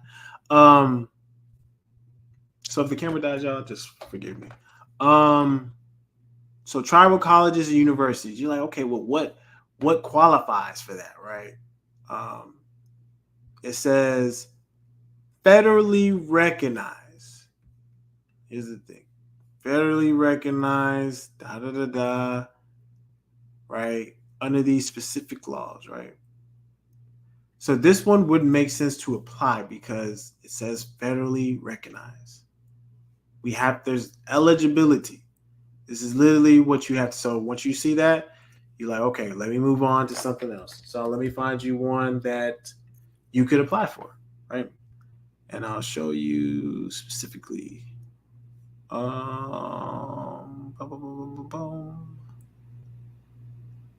Let's see if we can do this one. Okay.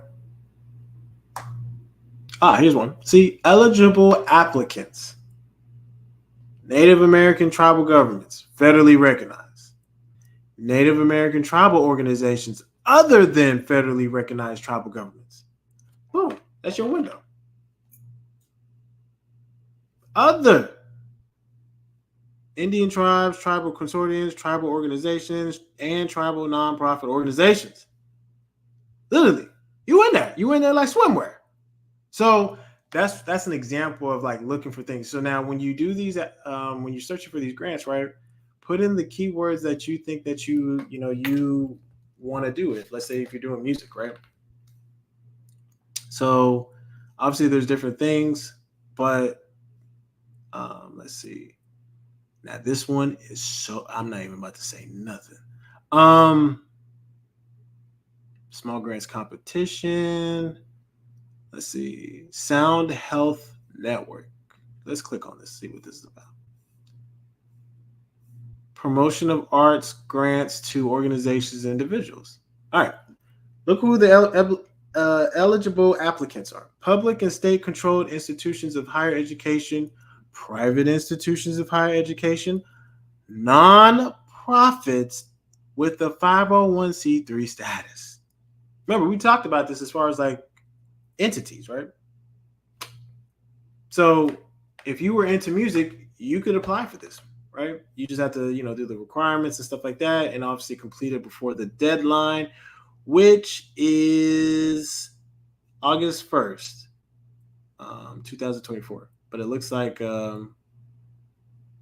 current closing for applications is September 3rd, so that's kind of confusing. But the ceiling is $300K, and the floor is $300K. So this could be first, like literally anybody into music. This is something you could do.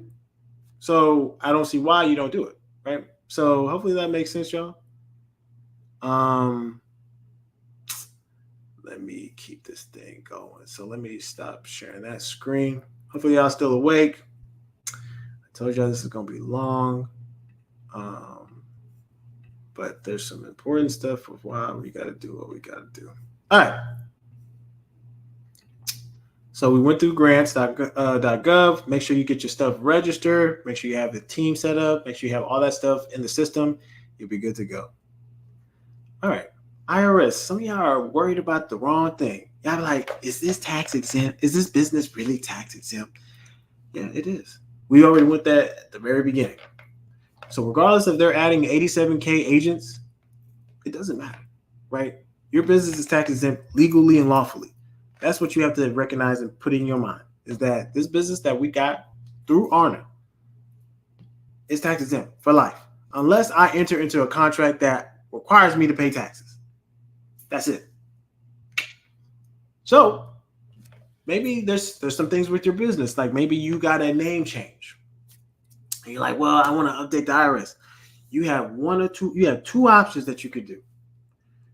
You can write to the IRS and say, hey, this is the name change, blah, blah, blah. I want to change the name from this, to this person to this, right? And they'll do it.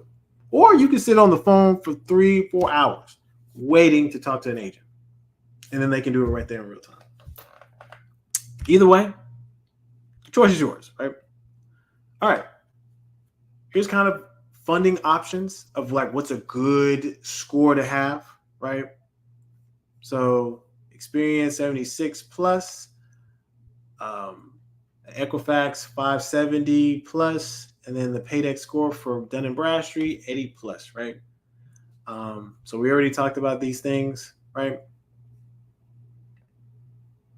And just to kind of reiterate this point, products, services. Are your products tangible? Are they imperishable? Can products be returned if something's going wrong with them? Right? This is the quality high. If there's issues with the product, the customers will let you know. Right? So these are things that you want to have in your mind when you're developing your business, your products. Same thing as services. Services are usually intangible, so you can't really see until you actually do the service. So like an example is getting a taxes in business, which you can get taxes in business through shabazassociates.com or hawapdfw.org. Boom. All right. So as an example of a service that you can provide to people, if you are a jurist that's, you've completed, you signed a contract and stuff like that. The quality of service, you can measure it, right? Because if somebody doesn't complete the task on time and it's like 3-4 months down the road, you're like, man, I probably may not go to that person again. Because, even though they finished the service, it took through 3 months and they didn't tell me and, stuff like that. So keep these things in mind. You want to have a mixture, combination of both, right? Because some things you want on autopilot, like maybe you have a book that people can download, like an ebook. People purchase it, boom, download, boom. You ain't got to worry about it. You ain't got to ship no product unless they buy a hard copy, right? Website operations. Website platforms like Shopify, Wix, GoDaddy, all these places. You want to have a website. Get your testimonies on there.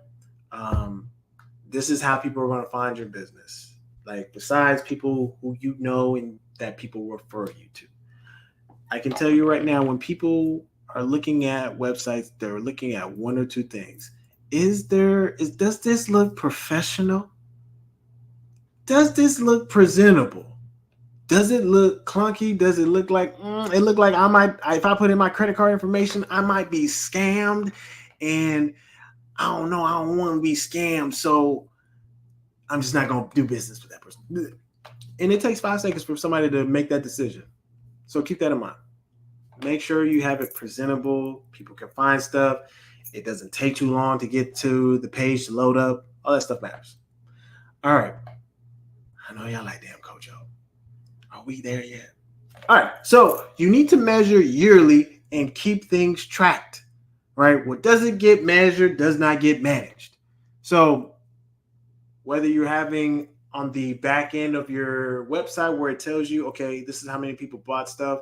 This is the total dollars. This is how long people spent on the website. This is how long they took to spend on the website before they bounced. This is how many people added this product to cart. Why did they drop it and forget? Whatever the case is, but you need to measure all that stuff so that you can figure out ways to optimize and make things better and flow smoothly. Ooh, let me take a break.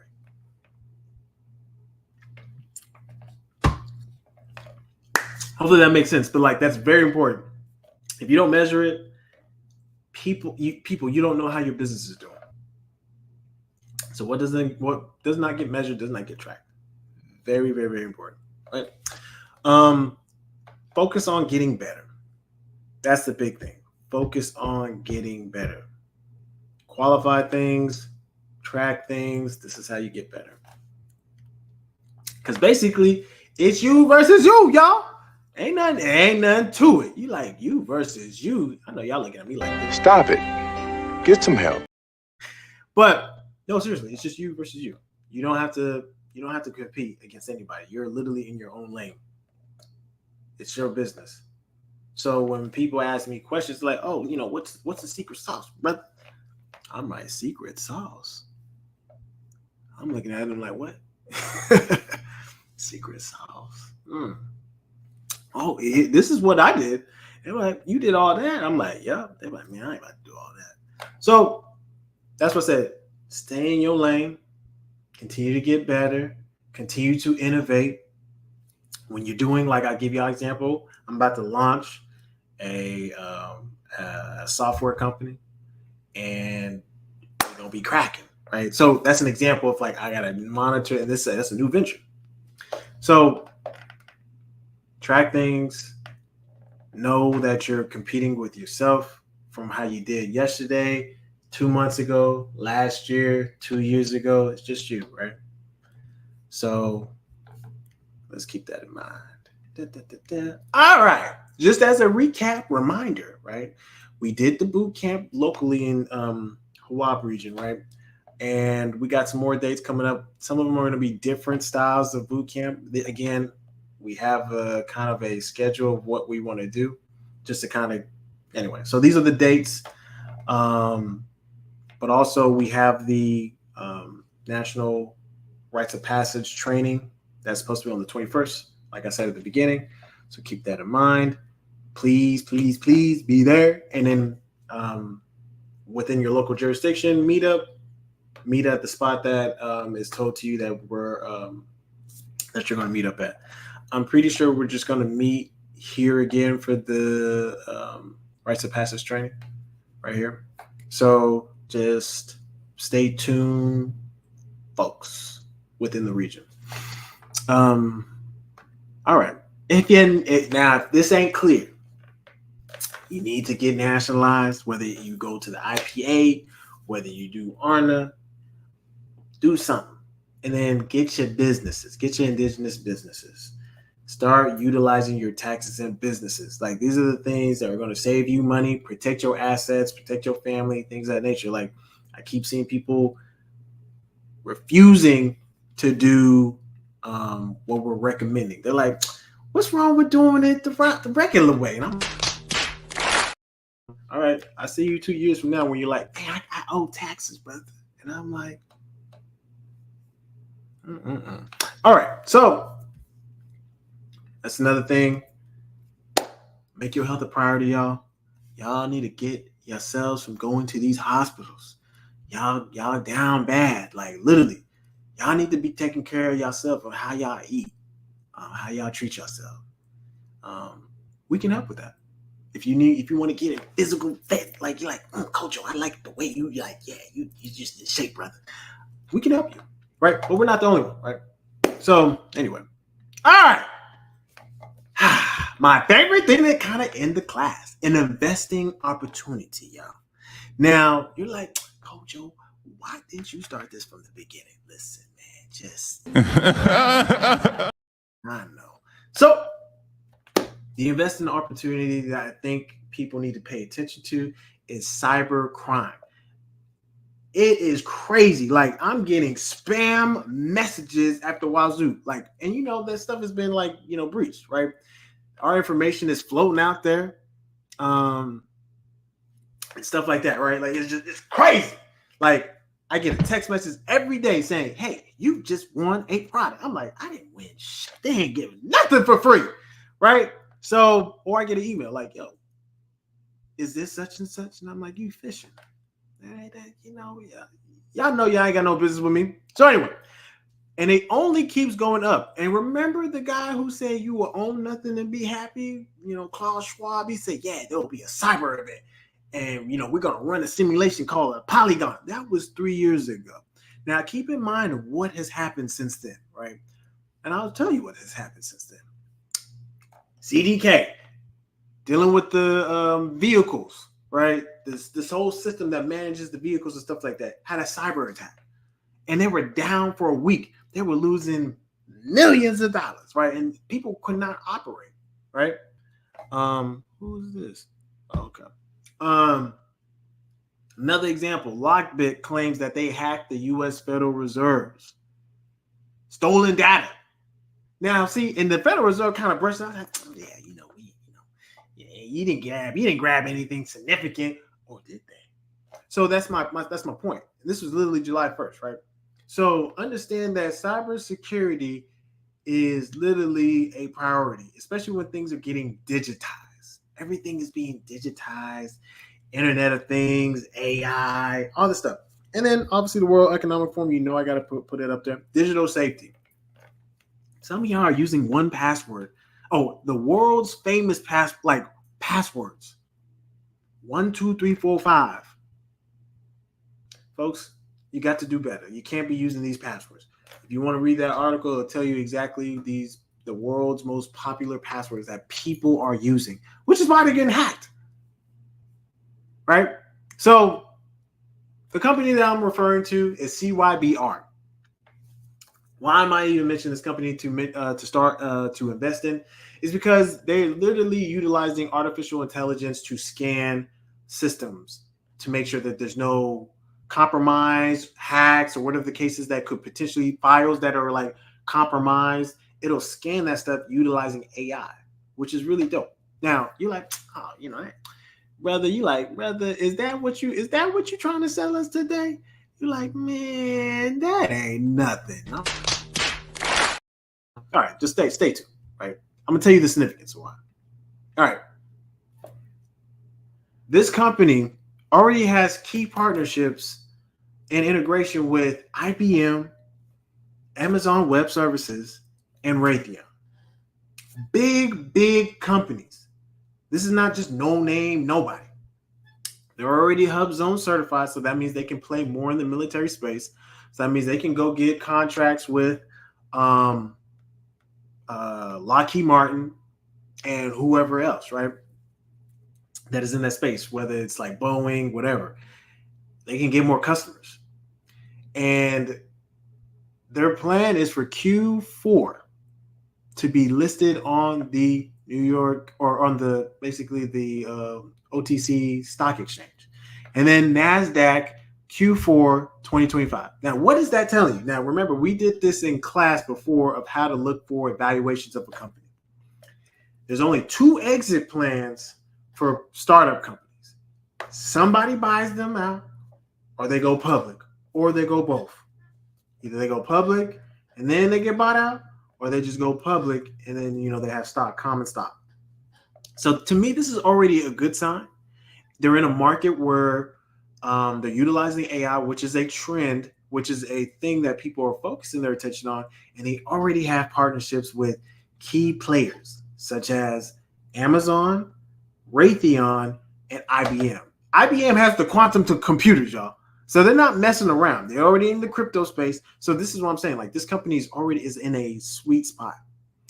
And they already have these things. They have relationships. There's stuff like that. So they're already integrated. Now, the valuation of this company is $14 million, which is not crazy high, right? That's pretty good. Usually we try to keep it between 1 million to 5 million. It's a really good sweet spot. But sometimes, the valuation this is kind of probably inflated. So they probably doubled it, right? So it probably was worth I'm guessing like 7 million, but they just said 14 million, right? So the minimum investment for this is $300. Deadline to close is August 28th. Now I'm telling you, cybersecurity is a major sector. Some of y'all are getting the certifications in cybersecurity.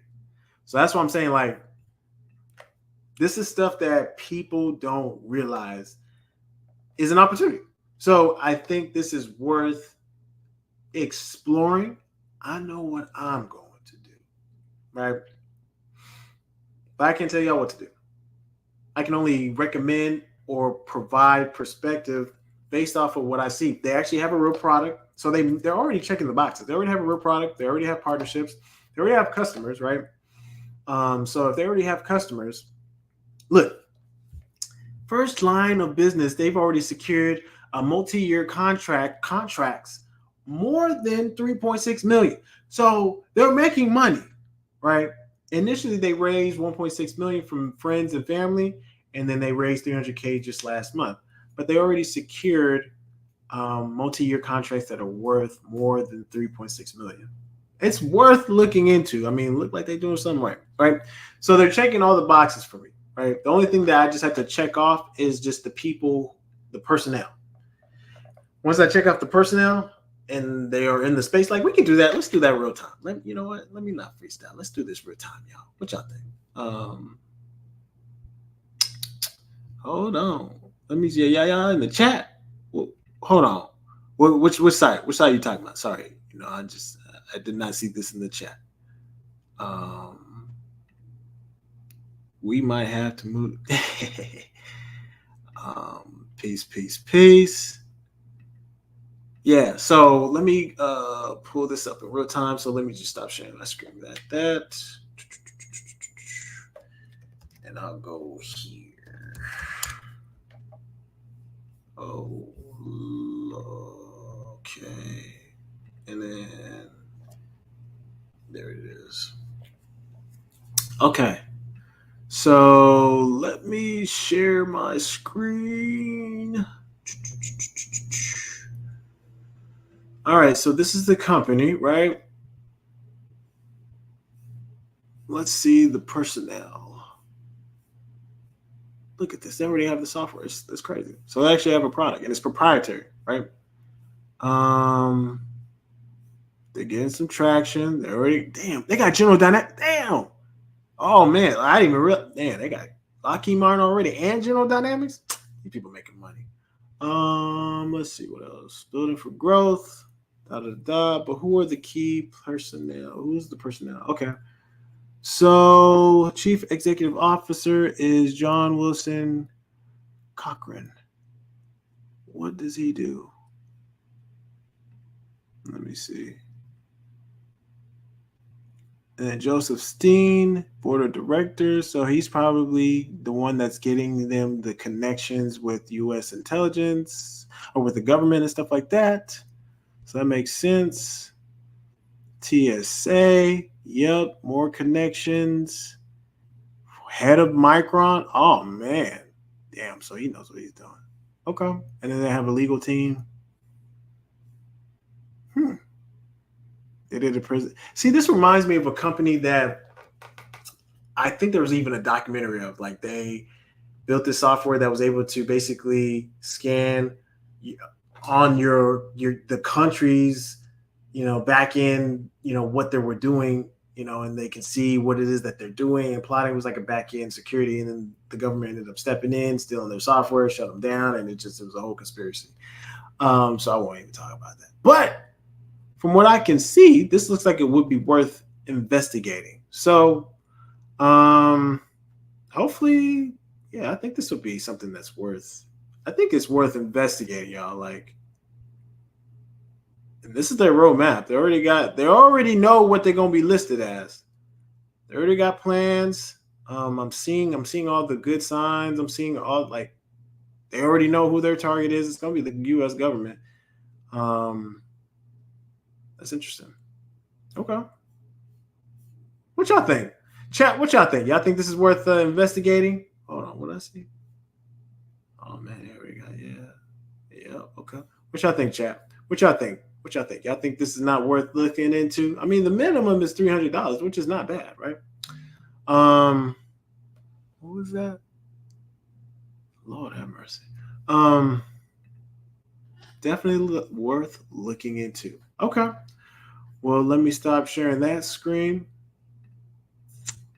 And let me make sure that we don't need to wrap up anything. All right, y'all. And that'll do for class, y'all. 2 hours, but hopefully you got what you needed to get. We gonna save this video. What questions y'all got? So I'm open the floor for questions.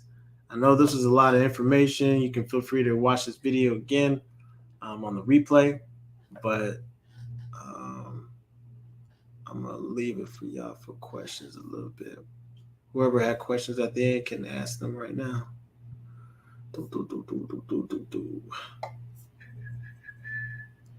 What y'all think about class today? Was this very helpful? Was it not helpful? You'd be like, I already knew this stuff, Coach. I don't need one. And I just do this and smile, and then I look at you like this. What y'all got? Is it possible to put? Hold on, let me read the question. Is it possible to put my business as a beneficiary of an Aboriginal trust? I would like for my children to work for the family business and my children's children. Oh, yeah. So you can designate the business as a beneficiary. So let's say, for example, I'm trying to think. There's three parties, right? You have the grantor, you have the trustee, and you have the beneficiary. So you can designate a business to be a beneficiary, and then that business can be designated to bring in people, hire people, manage assets and stuff like that, if that's how you want to do it. But yeah, you could set it up in that manner if that's something that you desire, or you could do it the same basic way. So like you have your trust, you have the other subsidiaries, and then you can pick how you want to actually hire or bring the children's children, or just other family members into the business, right? Via contracts and stuff like that. So it really just depends on how you want to structure it, but you can do that. So it's totally up to you because it's your business, right? It's how you want to structure it, right? So yeah. I actually need to talk to you, about the damn. Pull up at the Arlington meetup. You know where the address is, right? Let me flash it on the screen real quick. Pull up to the Arlington location. This Sunday we should be there. So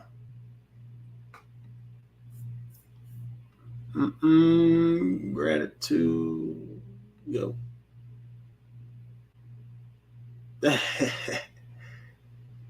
Good job. Oh, you won't be able to make it, guy? Okay.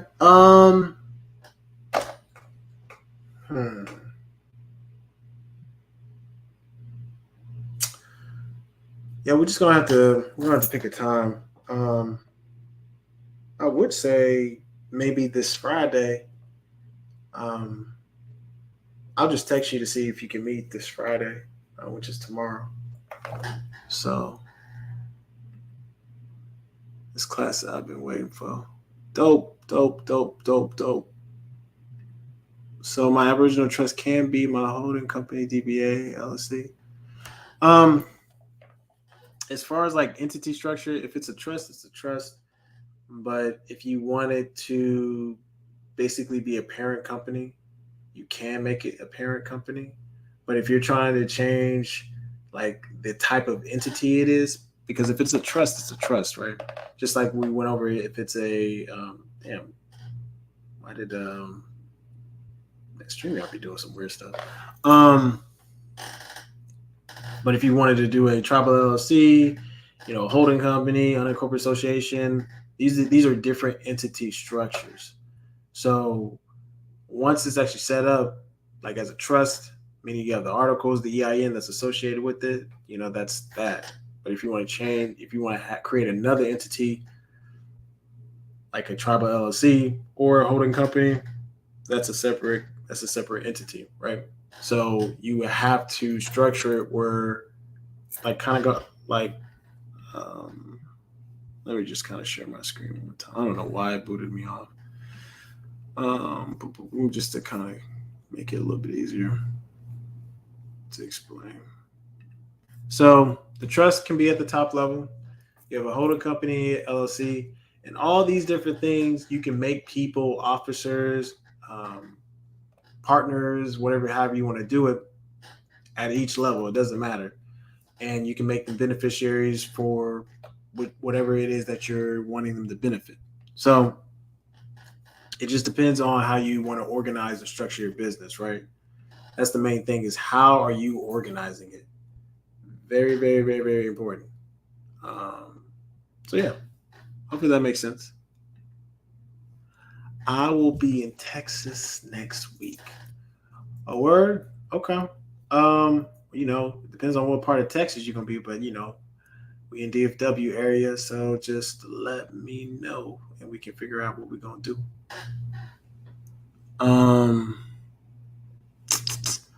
Say okay, yeah, just hit me up, guys. Thank you, brother. This is awesome class. Good. Yeah. Get at Kojo on business setup. Except for brother worked the sheet for me. Pause, brother. Did his thing worth it? Yeah. You already know, God. All right, dope. Oh, so you gonna be a forward? Yeah, just let me know. You can figure out the details or whatever the case is. So, what y'all got, man?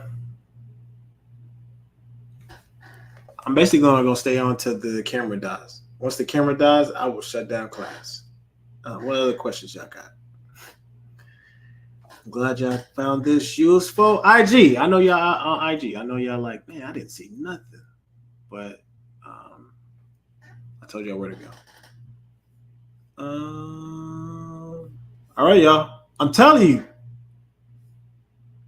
don't be mad when you like, yo, brother Kojo, you said how did we do the grads?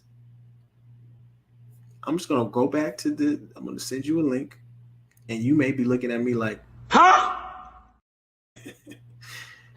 Yeah, that's all I'm gonna do. I'm just gonna send you the link because this is a very comprehensive video. Yeah, you're welcome. Yeah. It's really good. That's why I always use that as an example to let people see like how you can set up basically your whole infrastructure for your businesses, your indigenous businesses. Very, very important to have that setup structure. Like if not, what y'all think about the Cosmo news, y'all? Like, yeah, I mean, we're gonna keep doing that. And we had a special guest. I don't know, man. Like we gotta stay up to breast with what the hell's going on in the cosmos, so we can capture that money. Say I'm out for the night. All right, peace, fam. I said yes. I screamed. Yeah. What else y'all got? My camera ain't died yet, so till it dies, I'm still here. All right, y'all. Well, y'all know what y'all need. Yeah, Cosmo News was, I'm telling you, man, the anchorman for Cosmo News, Mr. Yogi, coming through with the smoke. He bringing us real-time data. You know what I mean? Let me see. Where can people go to book an economic? Oh, man. Definitely. I'll put it in the chat one more time. Don't forget about the summit, y'all. We'll put it in the chat. WAB DFW, right? And then let me put it also here.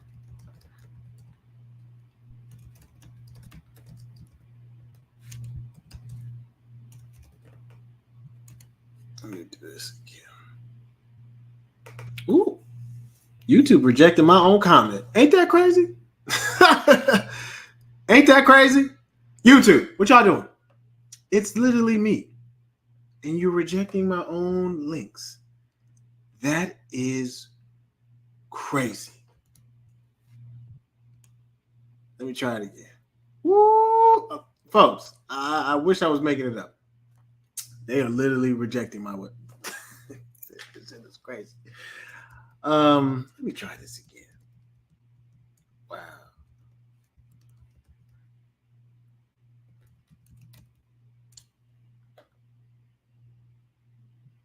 Man, y'all some whole ass niggas. So anyway, ShabazAssociates.com is another place, as well as hawabdfw.org. I think the Mexico has passed.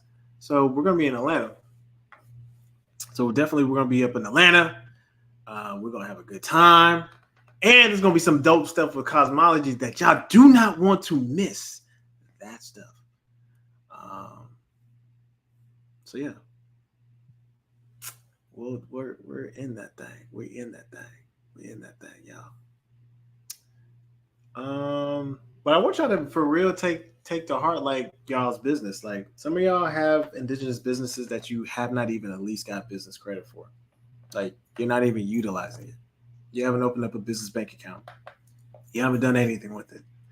And it's like, do not be one of those people that's like, man, I got scared, you know. I'm like, man, you got scared for what? What you scared of these people for? Look him in the eyes like